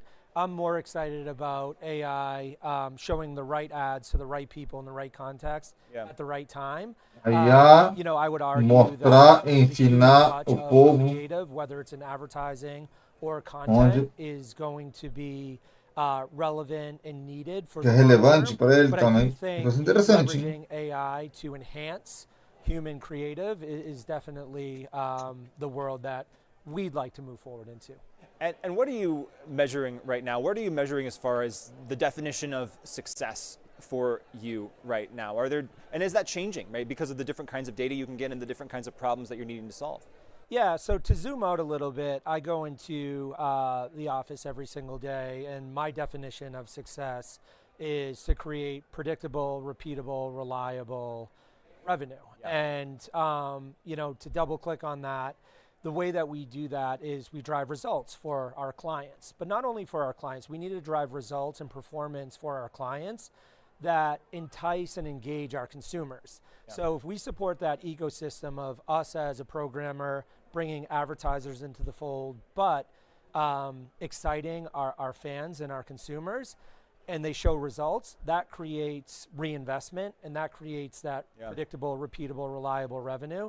And performance is probably top of mind for every marketer and agency here at CES. But again, if you solely focus on performance, there's a lot of pitfalls in that, ROIing yourself out of market share, not focusing on brand and culture, so on and so forth. So it's really a balance. Tell me more about brand and culture. Is it the idea that you can have short-term gains, but long-term you can really hurt yourself if you're not careful? Yeah, that's absolutely right. I think, again, if you look at return on advertising spend or just ROI, you can convince yourself through a spreadsheet and reporting that you're doing a really, really good job, right? I think if you zoom out to 6 to 12 months down the road, if you focus too much on ROI and not replenishing that funnel, your business could be in a pretty tough spot a year. Cada Warner aqui And that maybe is pode. again where you need a human brain, a human mind on that issue of like, yeah, these numbers look good, but I, as a person who also maybe kind of consumes this content or just understands this experience as a human, know that this isn't optimal, so we shouldn't be doing it that way. Yeah, I would agree with that. Do people trust even less in today's media market? It seems like the trust issue is a very challenging one for all media companies right now. How do you build trust and community in an environment where it's increasingly fractured? Not just because of AI, that's one factor, but many factors. Yeah, so I think the first pillar of establishing trust is being predictable and transparent, right? So when I say being predictable, it's offering consistency, right? It's consistency in the type of ways that you produce content, the talent and personnel that is, behind the camera and in front of the camera. Yeah. But it's also being very transparent. And if I think about the B2B trust dynamics, it's in, where are your ads running? How did they perform? Are we being ultra transparent in pricing and where pricing's going? And then from the B2C perspective, it's much of the same. I think, again, if you look at the streaming and direct-to-consumer landscape, there's a ton of volatility in the price. There's a ton of changes in the ad load. So again, if you ultimately serve as a programmer and a media owner, if you serve those two consumers, B2B and B2C, with transparency and predictability, I think that those two pillars are a great start to establishing and building trust. And from a consumer perspective, not that all the content is completely formulaic and predictable that way, but more that if I see the Warner Brothers Discovery logo in front of some content that I'm viewing, I can be confident that it's going to be good content. Is that what you're talking about? Yeah, we absolutely would hope so and agree with that. At Warner Brothers Discovery, we spend a lot of time, energy, and effort making sure that we have professionally produced content across all platforms that not only engages but is rooted in credibility and trust. I'm thinking about CNN right now. Again, there's so many different platforms that we program towards consumers on, and again, we need to maintain that authenticity but also credibility and build trust. For advertisers looking at programmatic, are there trends or issues there that you think folks are missing but you have your finger on the pulse of that you can call out for us now?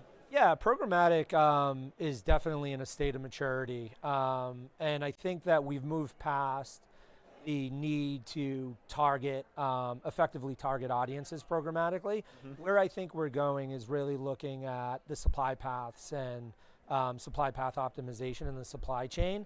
The reality is that there's a lot of issues and there's a lot of noise within the programmatic pipes. Mm-hmm. They do perform and you are able to target audiences across all platforms, but I think that there is a movement to ensuring that that the supply path is clean and it's direct to premium experiences and audiences.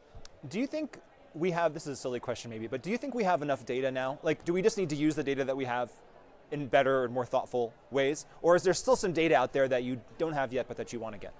Yeah, frankly speaking, I think that we have too much data at our fingertips and to know what matters. Yeah, and there is definitely an opportunity for more data to be used in decisioning, and not only programmatic, but direct relationships between media owners and advertisers. I would say that as an industry, we need to do a better job of honing in on the right data and the data that's most meaningful to that ecosystem that I referenced earlier. Are we driving value for brand advertisers and are we driving value for our consumers? We need the data that fuels that result. Well, it's always great to talk to you here in the C-Space studio. We hope that you come back yet again. Ryan Gould, Warner Brothers Discovery's president of U.S. Ad Sales Go-to-Market. Thanks so much for joining us. My pleasure. See you next week. And thank you so much for joining us. We'll see you very soon. I'm James Kotecki here in the C-Space studio at CES 2026. More after this short break. Vamos lá, galera. Vamos ver o que vai acontecer agora no próximo bloco. Que eu acho que estamos na reta final. Aqui na falta 1 hora. 1 hora nos falta de evento. Não falta 1 horinha a mais ainda. E lembre-se Temos muitos estúdios na CES 2026. Galera. Esse ano tirou balde de cabeça para baixo, né? Será que a CES vai bater o recorde do anos anteriores? Se não me engano, esse é o 4º ano da CES. 2020 foi o primeiro ano, se não me engano. Depois eu vou dar uma checadinha. Não foi o primeiro ano deles. Eu vou trazer todos os eventos da CES, todos os anos. Mas claro, meu foco esse ano em todos os eventos do ano inteiro, em todos os estúdios.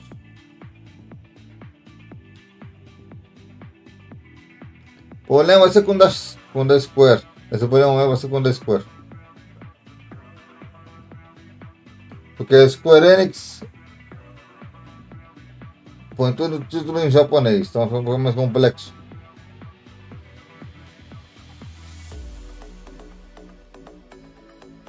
Em trazer. Então lembra vocês todos, like, comentário, compartilhar o vídeo. E lembrando, estamos tendo Ghost of Yotei ao meio-dia, às 4, o primeiro evento, ou amistosos, dependendo do que estiver vendo já, né? Porque já está tendo vários eventos em sequência aqui. Então aqui, ó, está a nosso Instagram. Instagram janela. Nos segue aí, galera, para poder alcançar os 1000 seguidores o mais rápido que pudermos.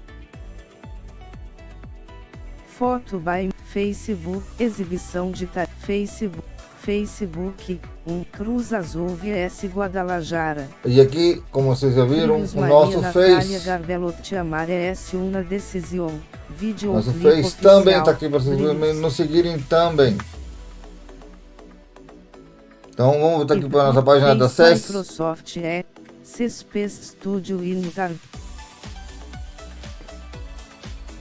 E lembre-se todos de me acompanhar também no canal do YouTube, porque esse link aqui, janela. diretamente aqui, ó, esse aqui, ó, Instagram janela, link visitado. Esse é o link direto da lista de reprodução do meu amor Maria Antônia Gavilotti.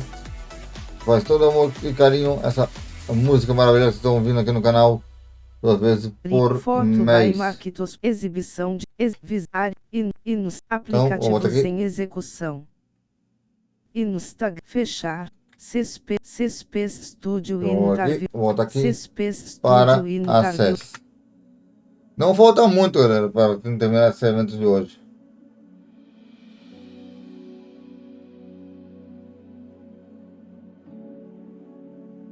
Eu digo a todos, às vezes temos a legenda, né, para que ajudem vocês aí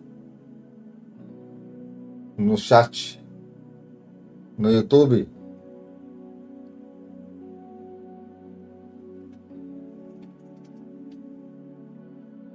Isso daquele,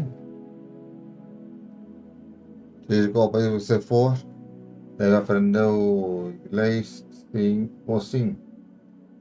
Se você viajar para os Estados Unidos ou exterior, Inglaterra, para dar como exemplo, ou Grécia ou algum outro, você tem que saber inglês para você entender, né?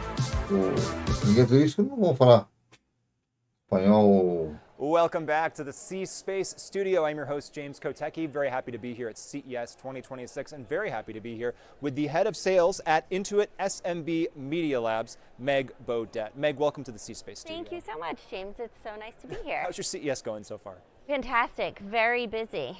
Okay, so we were just talking a little bit before we started rolling. Intuit is a big family of different brands, but tell me what Intuit SMB Media Labs is all about. I would love to. So Intuit SMB Media Labs is a small division of Intuit, and we are a B2B commerce media network using Intuit data to target small business owners and decision makers. A mulher é jovem e já é presidenta da empresa? So tell me more about what that looks like and what kind of data that you're able to bring to the situation that maybe other people don't have access to. Sure. So our data is rooted in QuickBooks. So QuickBooks is Falar uma coisa boa, livros. Source of truth for many exactly that Mine most. too. Really? As a small business owner, as an independent I contractor. love it. I love Justamente it. o dia que eu estou gravando, So most dia small business 7, owners in the United States are using é o QuickBooks Dia to run Mundial do their Leitor. and we found, as a marketer, QuickBooks trying to get new small business owners, Coincidência. that it's very hard to find them. And so we have that information deterministically. We can say these are small Mostra business aqui na owners tela. and decision makers, and we can help Vamos other terminar o companies bloco. reach those small business owners with products and Muita services coincidência. that will help their companies grow. Yeah, I want to get into why you're here at CES 2026, but one question about this is, when this was set up, how was it done in a way to maybe mitigate concerns around, hey, I just uploaded all this private financial information so I can do my taxes. I wasn't trying to get targeted by some, like, Absolutely. tell me more about that thought process. So, and I would say that Eu não like, gravo no privacy mesmo is at the dia, center porque não of dá, já everything falei we que do, não dá para because gravar it is dois your eventos life, simultâneos. your company's life, A CES that we have transmite access to the data este for, evento and so junto com o everything primeiro, that we do o on the segundo Media Lab e o side of things terceiro. is de-identified. E este está marcado como o terceiro evento da lista. With that up to the Então é center of what we're complicado doing. So what brings cobrir you to CES 2026? So we are vários right eventos em now, our simultâneo. audiences are available in a few different DSP partners that we're working with. And so we are about to expand into the CTV space. Okay. And so we're talking to some new partners and also talking to a lot of our clients are here at CES, kicking off the year, talking about what their marketing plans are going to look like for 2026. And from a few people I've talked to so far, 2026 is the year of B2B. Okay. So that works for us. But B to small or medium sized, Yes. probably. B right? to SMB. Yeah. So what does the data that you have tell you? Obviously de-identified, generalized, what have you. But are there interesting trends that you can call out for us that you see in the data? There are. The first and foremost, just knowing that this is a small business owner is really important. The data that was out in the market previously was modeled data, and oftentimes it might be a small business owner, but you didn't deterministically know that it was. Okay. So that in and of itself is really important. And then we know a lot of ranges, so like what revenue ranges. Tento ganhar para domingo ou segunda, deve cair aqui no canal o evento do telefone que eu quero comprar. And so what are some of the things that small and medium-sized businesses need or want? Or what, if I'm an advertiser trying to reach them, what does it mean about how I should communicate with that person as opposed to another kind of business? So I'd say that it really is different. If you are a small business owner, you live it and breathe it. And so being able to see a message about a more affordable cell phone service or insurance that you might need when you're going about your daily life really hits home and is really impactful. And that's what we're seeing in the results that our clients are getting. Small business owners, they do everything. They So do. It's not like you're coming to me as the head of a division of a large company and I'm only caring about one sliver of it. I do have to care about the cell phone service and cleaning the bathroom, Exactly. HR and financial and everything else, right? They're thinking about the entirety of their company all the time. How do you see consumer attention patterns changing? So thinking about the data that you have on the advertising side as to what people are actually paying attention to, how is that shifting and how are you keeping up? So I think that that's the beauty of what we're offering. It's really helping with that shrinking attention span that we have out there. And so that you can really pinpoint the right person that you want to talk to with the right messaging at the right time, because they don't have a lot of time to waste. That's one thing about small business owners. They're incredibly busy, and they don't have a lot of time to waste. So really making sure your message hits home with them, you'll make stronger connections. And are you helping people or finding that people are adapting their messages for a Gen Alpha a Gen Z audience, especially as they start to become business owners? So that's a great question. So we did some research on the QuickBooks side of things, just asking folks in different age groups how likely they were to start their own company, and the younger the person is, the more likely they are to start their own company. And so we're really thinking about the Gen Z, Gen Alpha as the next generation of small business owners and what they want to see and do. They're really discriminating. You have to meet them where they are and in their interest buckets. So that it's really important. So they don't want to see a generic ad. Absolutely not. Some kind of business ownership. It's interesting too. I wonder if the resources for those generations are also just better than ever to start a small business, where you can easily reach out to any kind of contractor or vendor that you might need to put together a small bit. I mean, people have talked about this idea of maybe one day there'll be a $1 trillion company with just one person at it, not just because of vendors, but obviously AI. And we see that, right, with small and medium businesses. What I should actually ask: is the definition of small and medium based on employees, or is it based on revenue? So from our point of view, it's based on number of employees. Okay. So most of the companies in our data set are under 100 employees, and the majority of them are under 20 employees. Okay. So these are genuinely quite small businesses. Yeah. But that's, and a lot of small businesses actually are one person. Sure, absolutely. But that's where that mythical $1 trillion one person unicorn is going to come in. I mean, it definitely could still be will. within your purview. I think it will. Yeah. Where do you see streaming coming into play for you, and what are the opportunities there?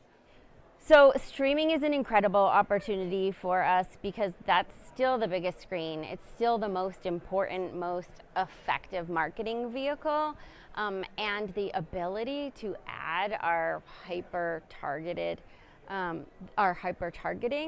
to streaming really changes the game for advertisers. So it might have been in the past that your bigger brand campaign ran on TV and you were trying to make a sale with your digital display or some lead gen part of your campaign. But now you can get real precise results with your CTV campaigns, and that's the magic sauce for what we're doing. Yeah.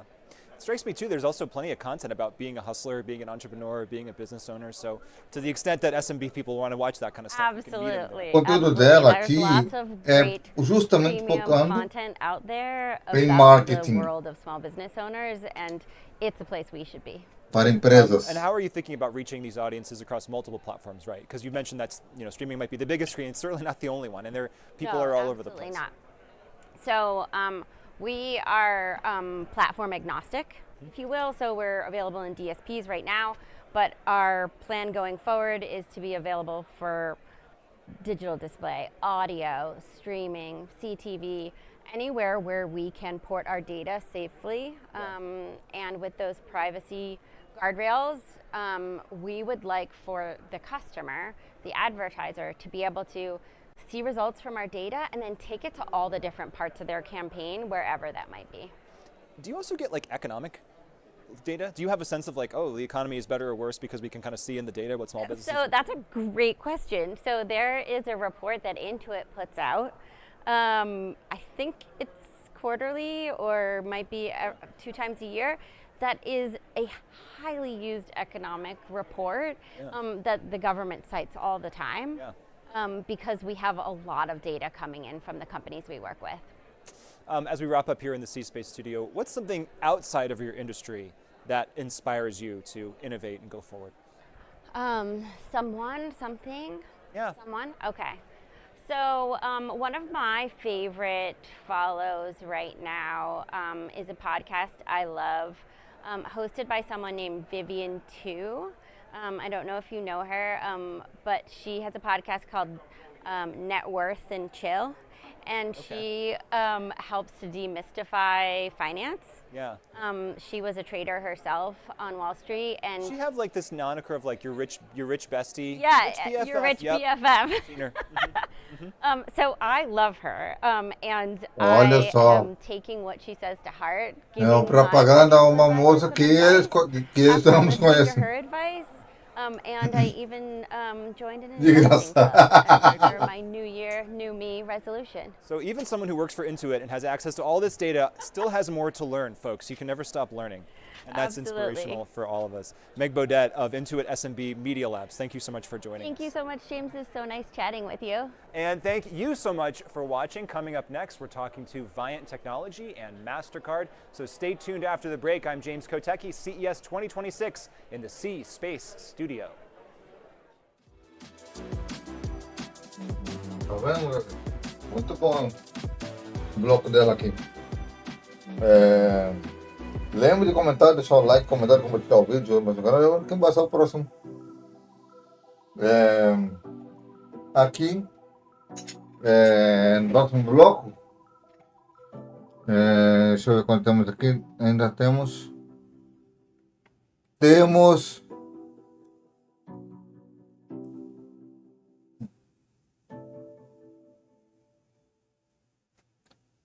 meia hora ainda. Vamos pôr uns 40 minutos no máximo.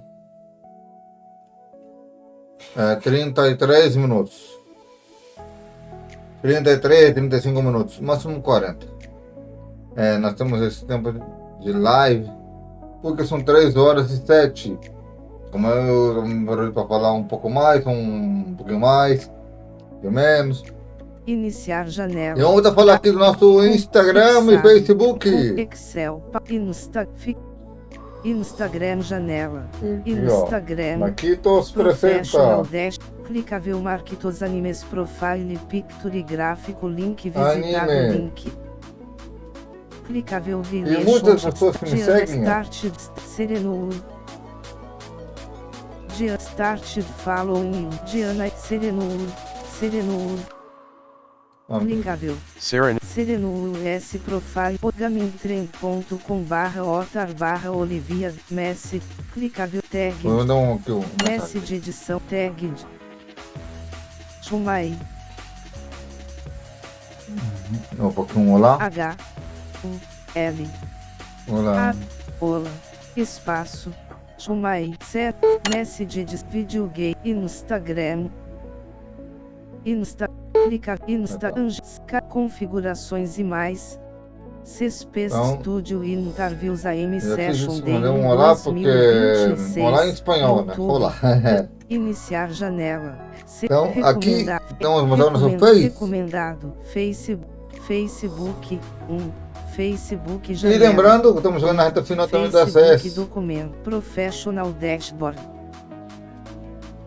CSP Studio e Interviews AM Session Day 1 2020. Temos pelo menos mais 2 blocos, aproximadamente 2 blocos. Aproximadamente.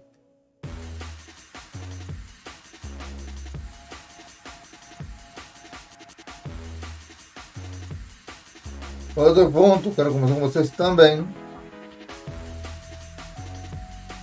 É sobre o que veremos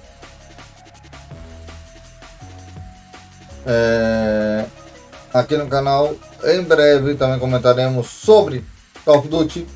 Durante a semana também Call of Duty. O BF, talvez se vier um torneio do BF, também trago o torneio aqui para vocês no canal. A PAX West vai ser lá para o final do ano. Em junho temos 2 eventos grandes: Summer Game Fest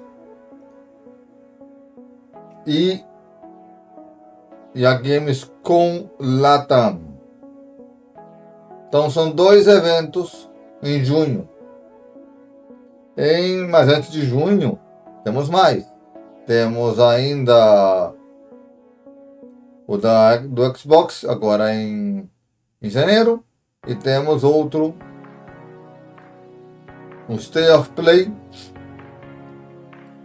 do Resident Evil, ou Capcom, ou evento da Capcom, direto do canal da Capcom. Não sei se vai ter no canal do PlayStation, como State of Play, ou que vai ter no canal da Capcom direto. E ainda em abril, devemos ter alguma coisa antes de lançar o jogo da Android lá. Se o nome também da Capcom também, que lança em abril. Daí depois, em maio, o jogo do Agente 007. Então,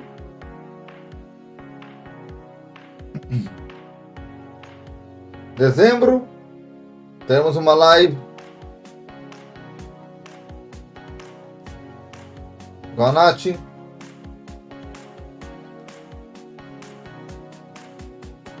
E não sei que vai ser, hein?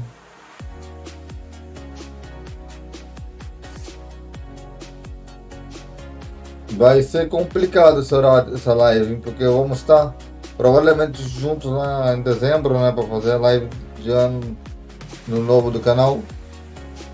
Eu e ela e a Lia vamos estar com vocês juntos. Não sei se vamos estar no mesmo local que ela fez a live da outra vez, ou se vai ser em um local diferente.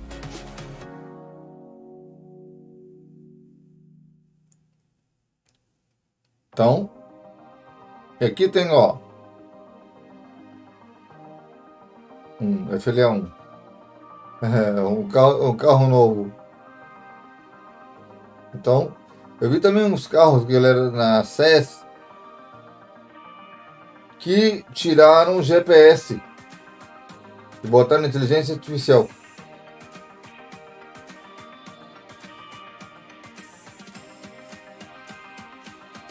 E também tem um robô chamado G1. Não vi o que ele faz, porque não mostraram no evento. Eu cobri. Foi ontem. Melhor dizendo, foi ontem. Saiu ontem aqui no canal o evento. Eu só posso dizer que ele, o G1, vai ser bom. Mas também vi um vídeo aleatório no YouTube de pessoa que estava lá cobrindo lá mesmo, tomando vídeo lá mesmo, no próprio evento, e foi sobre mostrar os robôs trabalhando. Você pergunta para um robô e outra coisa mais. É um vídeo de meia hora que eu vi. Talvez eu faça uma reação. Faltam um par de minutos para a gente terminar nossa transmissão. Lembrando a todos, acesse 2026 é aqui no canal. Muitos canais não estão cobrindo acesso esse ano. Então acompanha comigo aqui. Acesse no canal. Eu acho que sou o único canal brasileiro no YouTube que está com acesso 2026 no canal. Nenhum dos outros canais que eu conheço, que eu sigo, canais de youtubers grandes, né, por cima. Grandes que eu digo, é um David Jones da vida, é o canal David Jones, o Flow Games ou outros canais dele. Para dar como exemplo, David Jones, Ariel e o companheiro dele, e também o outro rapaz lá, o Leptecos com o Peteleco, como eu chamo, vou chamar de Peteleco, Leptecos e o outro lá. De Ariel e o. São Leptecos e Ariel. E o outro é da Central. Então, esses três canais que sempre estão cobrindo os eventos de todos os tipos de conteúdo, pelo menos a Central discute sobre tudo, né, desses canais aí, desses eventos, debatem tudo. A Central devia cobrir, E outra coisa também que a gente vai cobrir é o canal daqueles Leptecos e do outro lá. Leptecos e outro. Que tem a bandeira do Xbox na logo deles. Eles deveriam cobrir, porque eles falam muito dessas coisas, igual que o canal da Central, e não estão cobrindo. E o Flow Games, do David Jones, não estão cobrindo. Isso que eu vi aqui. Canais BR, né, que eu conheço, né, que deveriam cobrir nesse tipo de evento. Até que Mundo Games não olhei. É um canal irrelevante. Antigamente era muito bom a Tecmundo. Esse canal era muito bom, Tecmundo, antigamente, quando não era youtuber. A IGN Brasil nunca foi boa. A IGN americana é ótima. A Naomi Caio, que pena que não está mais na IGN. A Naomi Caio, uma ótima condutora. E sobre a IGN americana, em junho também tem o evento dela também. Do Summer Game Fest. E também com o Latam, eles que também vão cobrir também, né? IGN americana. A brasileira não cobre nada. A americana cobre tudo. E muito bem feito. A brasileira é demais. Nem a British Brasil cobre os eventos da British americana e nem da japonesa.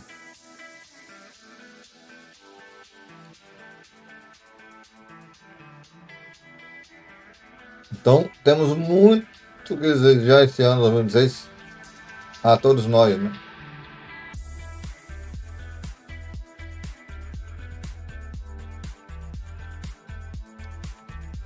Eu tenho que ver o que eu vou fazer com vocês nesse 2026. Tem muito o que fazer. Por exemplo, o que eu quero trazer em 2026? Quero jogar todos os jogos que puder em 2026 no canal. Red Dead Redemption. Não sei quantos eu vou trazer aqui no canal. Se o Revolver eu vou trazer no canal. O Revolver eu vou trazer ele aqui no canal. O Red Dead Revolver eu trago também no canal. O Red Dead Revolver. Foi muito longo esse comercial, foi muito longo, hein, meu filho?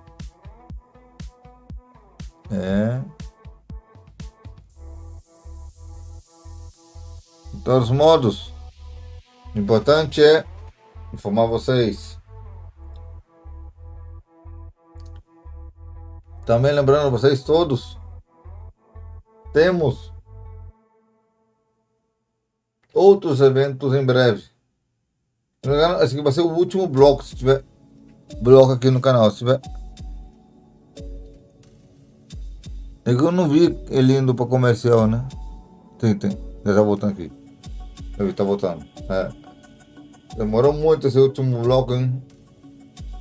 Ele tava fazendo uma pré-pergunta aos convidados, né?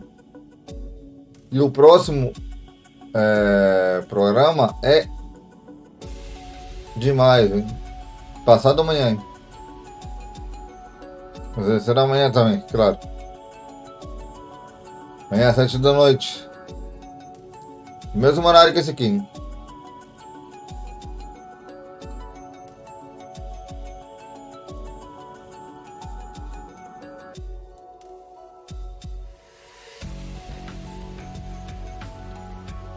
Ei, só vou dizer uma coisa a mais, gente. Os Grammys Awards de jogos O ano todo vou trazer também aqui no canal. A Tokyo Game Show esse ano, eu não vou acelerar como eu fiz no ano passado. Acelerei alguns vídeos, vou fazer no meu ritmo. Aqui nesse evento da CES Game Shows, eu vou chamar de CES Game Show para mim, vai ser um pouco acelerado, né? Por causa que eu tô gravando em sequência um evento do outro. Só esse aqui que eu tô gravando com uma diferença grande. Por que é uma diferença grande? Porque comparado com os dois eventos que eu gravei ontem e o de hoje às 4 da tarde, a diferença de tempo é grande. É o único evento que eu gravei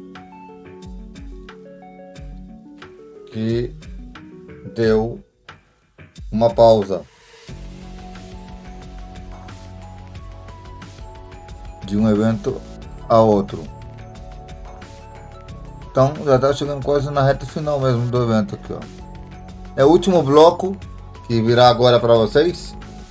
Como já mostrei meu Instagram e Facebook aqui, me seguem lá porque estamos chegando na reta final do nosso evento. Falta um par de minutinhos só.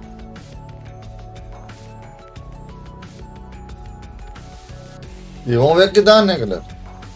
A CES, eu nunca tinha coberto ela antes, nunca tinha feito nenhum evento dela.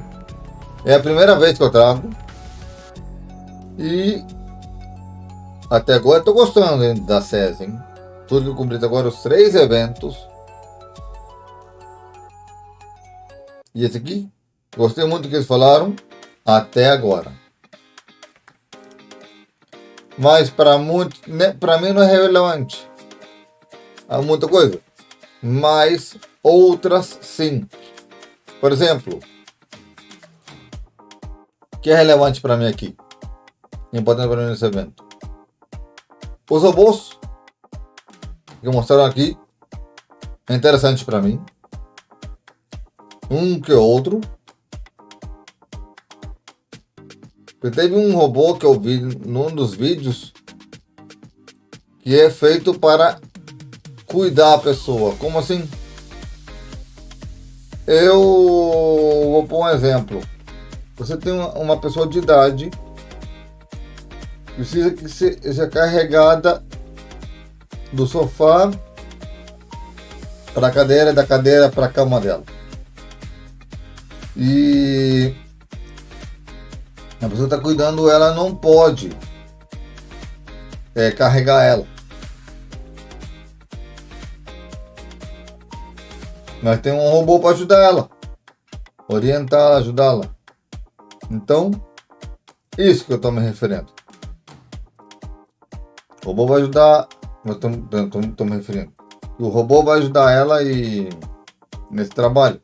Esse lado, o robô vai ser útil.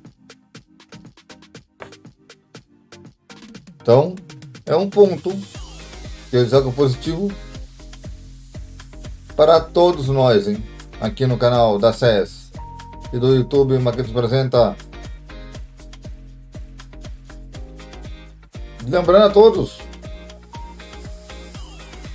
estamos rumo à monetização no canal. Rumo à monetização.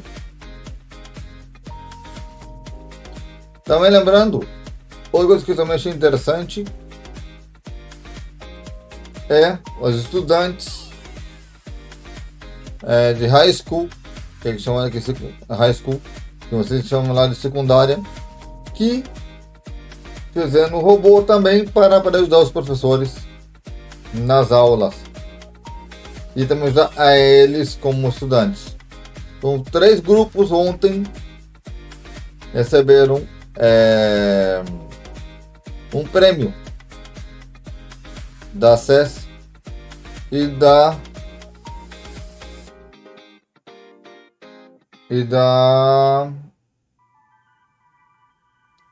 do primeiro evento que cobri, que é a AMD, da AMD.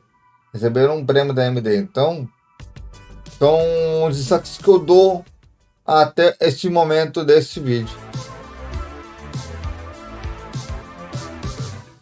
O GPT não vale nada porque Welcome back to the não tem nada. C-Space Studio. You're here with me at CES 2026. I am James Kotecki, and I'm joined by the Viant Technology co-founders, Tim Vanderhook, CEO, Chris Vanderhook, COO. They are brothers, if you couldn't tell, and they are back with us. Thanks for joining us again here in the C-Space Studio. Thanks for having us. Great to see you, James. Really appreciate it. What brings you to CES 2026, Tim?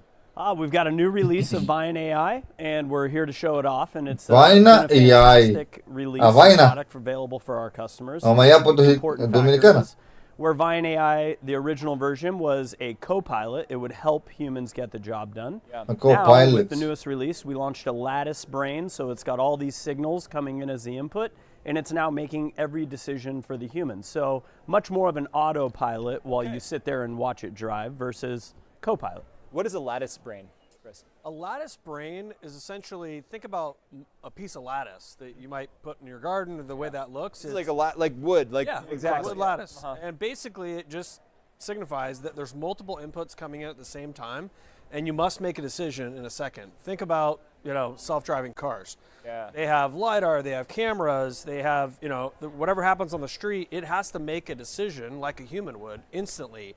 It can't call back to a data center, and there can't be latency. We need to make real-time decisions. Yeah. So that's really what the lattice brain is.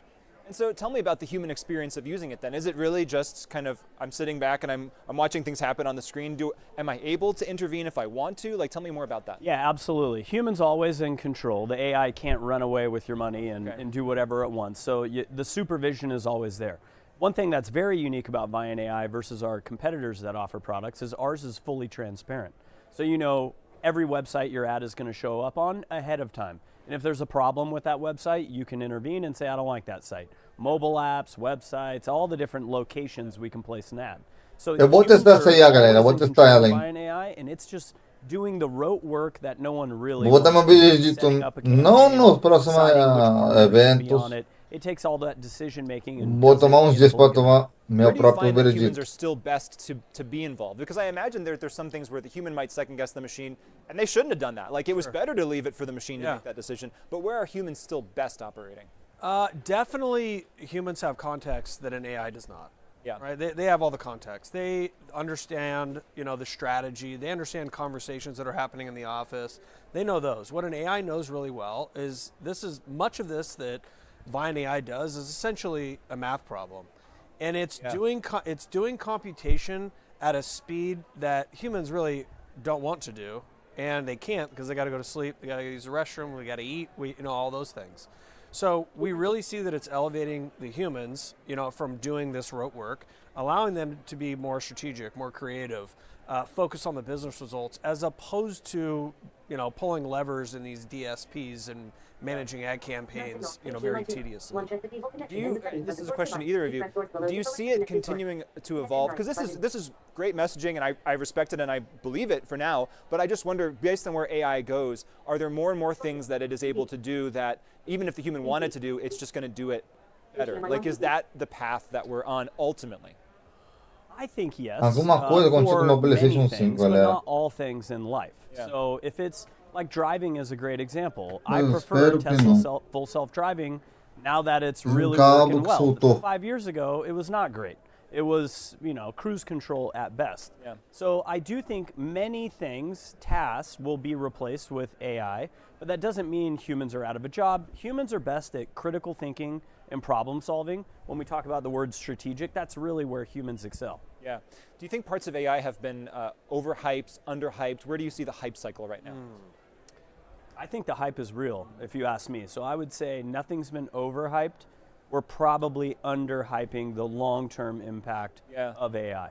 Because this is an interesting messaging thing too, right? So if I've been having these conversations for years here in the C-Space studio, I've seen the up and down of excitement about it. And I don't want to, people are more concerned about it now. There's people that are like, no, we really want these things to be human, and we're always going to mandate that they be human because people are concerned about hallucinations, et cetera. What do you think about that? I think that I see the problems that a lot of LLMs have, and I think I agree with Tim. I don't think we totally understand the impact of AI. I think that some people aren't seeing it through the right lens. A lot of people are just focused on job replacement, and And I really do believe that there will be a large elevation of people and companies that I think is way underhyped. I don't think that we have seen AI being integrated into companies to actually help them work better, and then to deliver better consumer experiences. I think we're not even in the first inning. Yeah. ChatGPT is essentially what people's interactions with AI is of some sort, or that application. And I just think we have no idea how cool the future applications are going to be. So yeah. But you know what? ChatGPT is not great at math. Overhyped. How about that? There we go. I think the best examples I've seen are when AI meets still a very skilled, very judiciously operating, human that can actually have great taste and make good decisions, put it together. And then there are things, even from a creative perspective, where I'm like, wow, I actually am enjoying this thing unironically, without the fact that I know the novelty of AI, but I just like this thing that was created, even if I know that AI was a part of it, because clearly a human was behind it making a lot of these decisions. Yes, absolutely. The human always provides the expertise for the AI to learn from, but then once it has that context, we call it, the AI can actually do it over and over and over again and make a similar decision to the human that helped create it. How advanced is generative AI for you right now, and how much better do you think it's going to get? It's very advanced internally. We use generative AI both internally, externally. It's all across the board.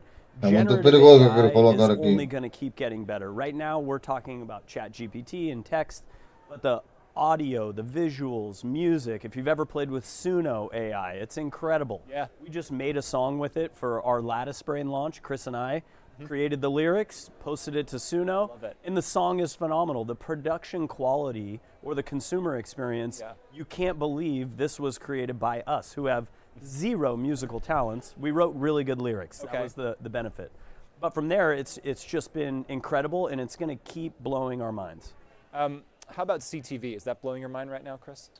CTV has so many tailwinds that we're excited about. Of course, there's a consumer shift underway. There's still another, $60+ billion in linear television that's moving into streaming. A lot of that has been held up by live sports, but we're seeing live sports, now, going almost exclusively into streaming. I think that's very great for marketers. They have always loved television. It's always been about half of a large marketer's budget.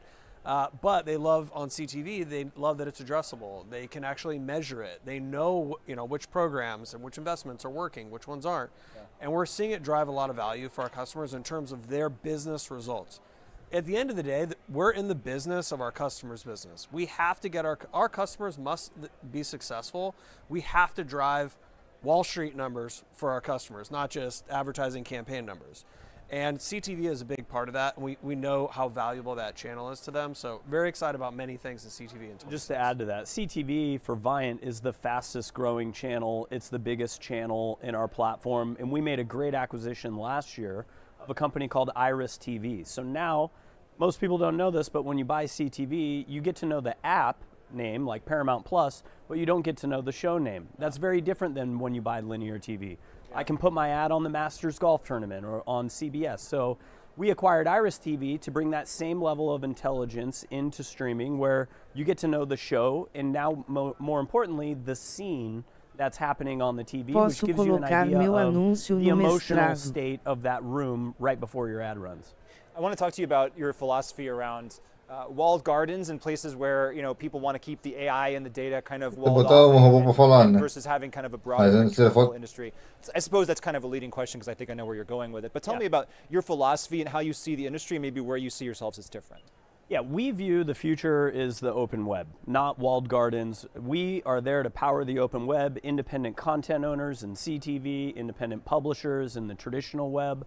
We want to help power and monetize their users that they have and make sure that they're getting the ad revenue that's there. Walled gardens are great, but they keep all the money, all the profits, and no one grows but Google, but Amazon, but Apple. So you've got these, or Meta, you've got these problems out there of content. De uma direta com a Meta e para Amazon to have their voice heard. E para Google. What the open web is all about, that anyone can contribute their voice. And if lots of people follow it, you should get the spoils of that ad revenue and have growth too. Okay, lightning round, last question. One word each, only one word to define 2026. Chris? This is going to be lame. Exciting. You said one word. There's nothing lame about being excited. We want to be excited. I was thinking of a better one, but we want to be excited about it. We are. My one word for 2026 is autonomy. Yeah. This is where AI is at. It's all about having AI do more and more, less human involvement, more AI involvement of it taking the reins and driving the wheel. Tim and Chris Vanderhook of Viant Technology, thank you so much for joining me in the C-Space studio today. Autonomous excitement is coming, and we're very excited that you could both share it. There we go. Thank you, James. Well, thank you so much for watching. This is another episode of the C-Space studio here at CES 2026. Another great conversation with me. Your host, James Kotecki, is just ahead. Don't go anywhere. Ok, voltamos já com o último bloco então, né? Meu anfitrião, James Scott, é só. À frente não vai a lugar nenhum. Já voltamos com o último bloco então. Lembra, galera, de comentar. Eu poderia botar esse robô para ler para mim? Poderia. Mas seria muita gambiarra. Ficar apertando cada vez que eu passo muito rápido também na tela. Você uma vez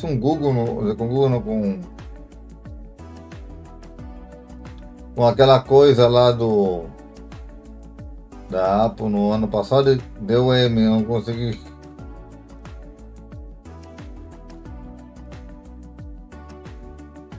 Mas a Apple bloqueou também meu vídeo, né, também, né?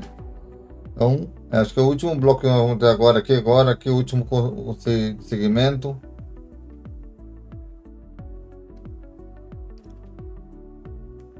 E vamos ver no que dar.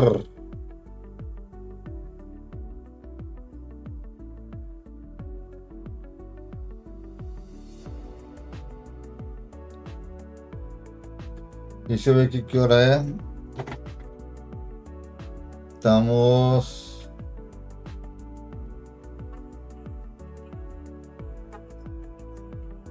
às 11 da noite. Passaram já 3 horas, correto?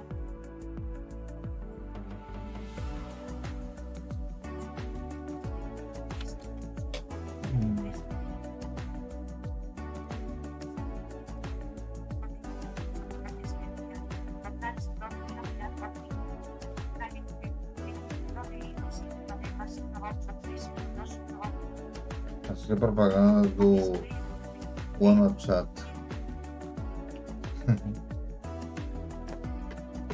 OneChat, galera, é um bate-papo em espanhol aqui e também em inglês. Mas o último segmento, vamos mostrar aqui o nosso... Com exibição de tarefa, nova área de trabalho, Avast-se e no Instagram. Aqui tá.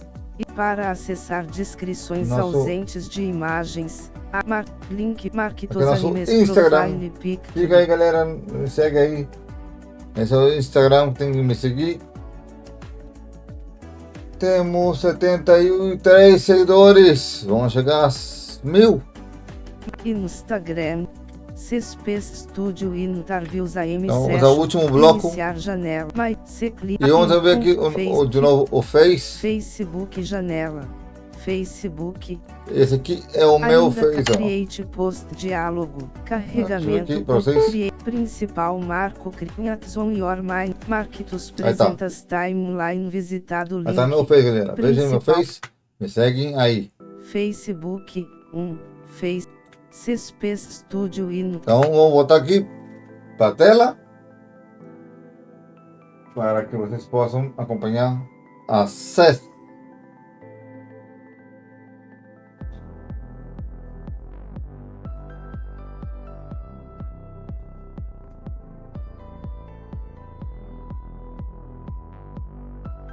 Lembre todos de comentar seu like, comentário.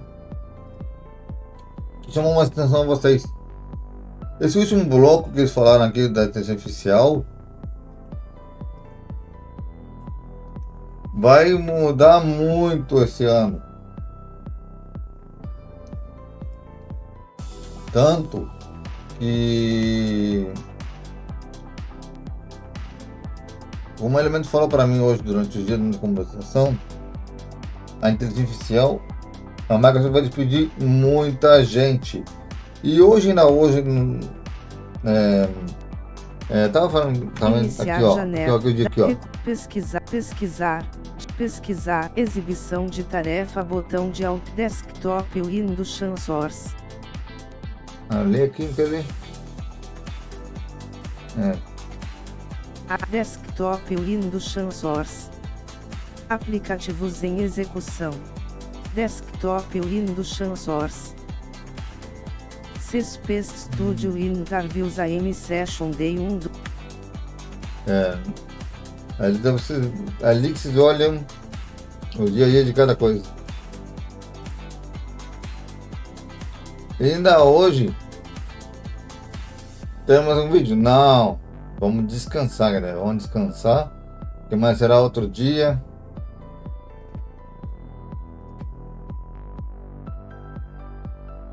E será um dia novo. Renovation.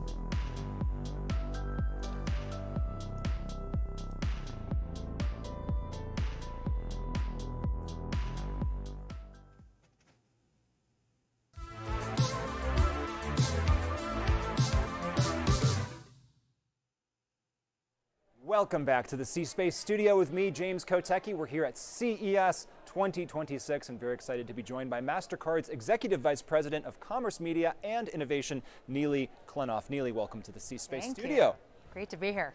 Okay, so commerce media. First of all, can we define some of these terms? So what is your purview as talking about commerce media? Commerce media in general is where you've got brands, jaqueta bonita, jaqueta, mas publishing environments where you're using first-party data ultimately to be able to a roupa não é tão personalize bonita como those insights and the ela content muito a that's being roupa. shown to them, and ultimately measure the results. So what's exciting there in the world Lá of deve estar commerce fazendo media frio da these days, at the caramba beginning lá. here of 2026? Well, for me Las Vegas. personally, we launched MasterCard Commerce Media, which is our commerce media solution, back in October of this year.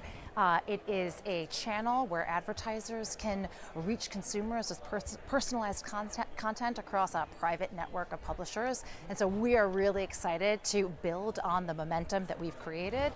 Trust and connection, super important in an AI-led world, and that's what we're all about. Tell me about some of the data that you're able to bring to bear in that situation. Yeah, listen, it's a core part of our value proposition. We see roughly 160 billion transactions that cross our network, and so we're able to leverage the insights from those transactions to be able to identify the right audience for the right piece of content and really hyper-personalize, right? It's one-to-one targeting, right message to the right consumer at the right time. Yeah, and then how does that work in terms of like privacy and opt-in, opt-out, all those kind of things? Like as a consumer, what's your message to how they're being treated in that process? That's a really great question. So all of our data is consented. Consumers opt in, they can opt out at any time. And so that's first and foremost, the principle at play, but we've got a bunch of other kind of data privacy and responsibility practices that are really woven into everything that we do. Privacy by design, our privacy teams are embedded with our teams from the moment of kind of ideation all the way through to execution. The tech itself, we've got kind of layers of technology that are protecting the data from a storage standpoint, from a security standpoint, even kind of when we're actually in real time using it to personalize content. And then overall, we've got data responsibility practices at play that we use, everything from minimizing the data, control, the consumer's always in control of their data, transparency. They can always understand how and when their data is being utilized, inclusion, our algorithms are always being tested for bias, really. So it's really woven into the fabric of everything that we do and really part of our brand promise.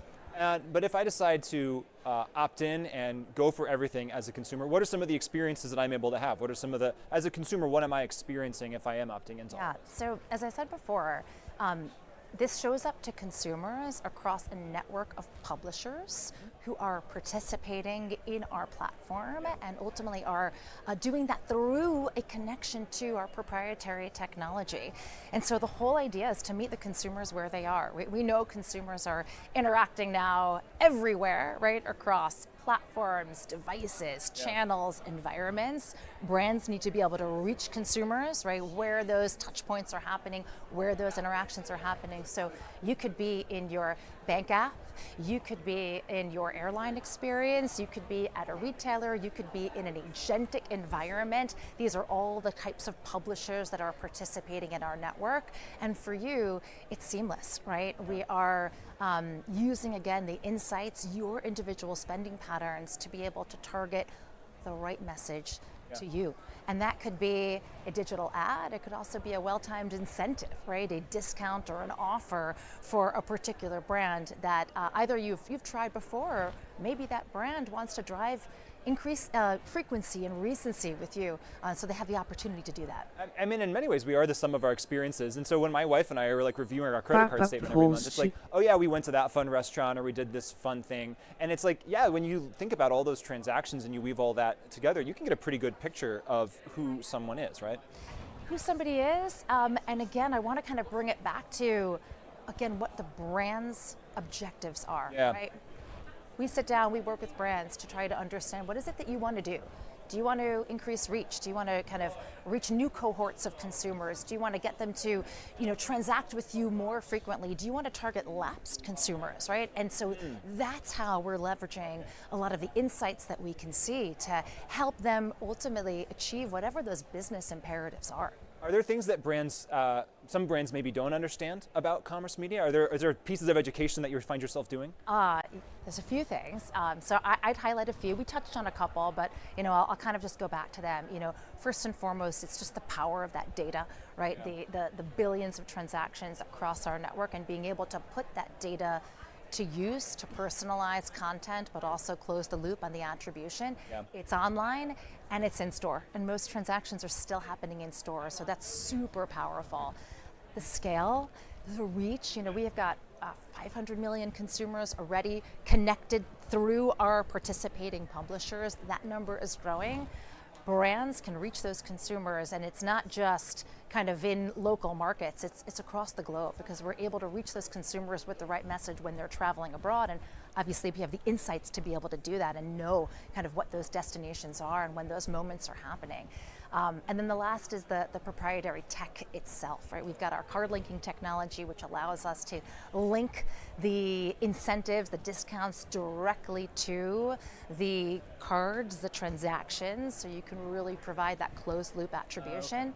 And then the targeting is one-to-one, right? It is, our brands can kind of identify the audiences, but at the end of the day, when it shows up to the consumer, we can see the consumer, and we are able to actually pick the right message for that individual consumer at the right time. And how do brands react to this? I mean, is it like closing a gap between what they have had and what they actually needed all along? Absolutely, right? I mean, again, you think about what brands are looking for. They're looking for scale, they're looking for increased reach, they're looking for efficacious marketing channels, and ultimately to be able to demonstrate the outcomes, tied back to their marketing activities. It's not just about chasing impressions, right? It's about actually delivering results. And I think that's really where we come in, which is really in the outcomes that we can drive, and really kind of, best in class outcomes, because of the insights and the tech and the scale that we have to be able to understand who the consumer is, what is the right piece of content to put in front of them at this moment, and then ultimately demonstrate not just the result, but the incrementality on top of that, right? That this sale wouldn't have happened if it weren't for this particular piece of content going in front of the consumer. And then do you give brands advice on how to create, or do you have advice for brands on how to create advertising content that feels native and natural to the consumer experience? Yeah, everything we do is native, it's embedded. Again, I go back to the private marketplace of connected publishers. They're connected in through our proprietary technology. And so the creative itself is actually kind of integrated, embedded into the experience itself. It's seamless. It's also multi-channel, right? It could be in a web, it could be in the app, it could be in an email, it could be in a statement, it could be through the wallet channel, right? We're kind of continuing to expand those touch points, those ways to distribute the content to the consumer.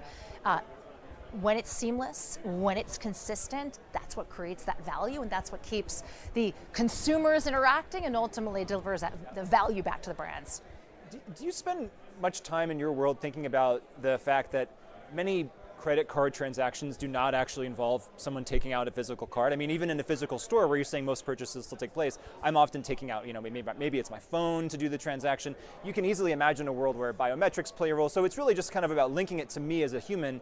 It's less about the card per se. But of course, online, all these things are happening. So do you think about that a lot in terms of how you're thinking about the future? Absolutely, right? Again, consumers are interacting everywhere, and it's across many different devices and form factors in terms of the instrument that's being used to perform the payment. I think for us, those are all just signals that we can use to enhance the purchase signals. They're more data points that help us, again, resolve back to the individual consumer, understand their preferences, and ultimately help the brands be able to target the right messages to those consumers based on the aggregation of all that data.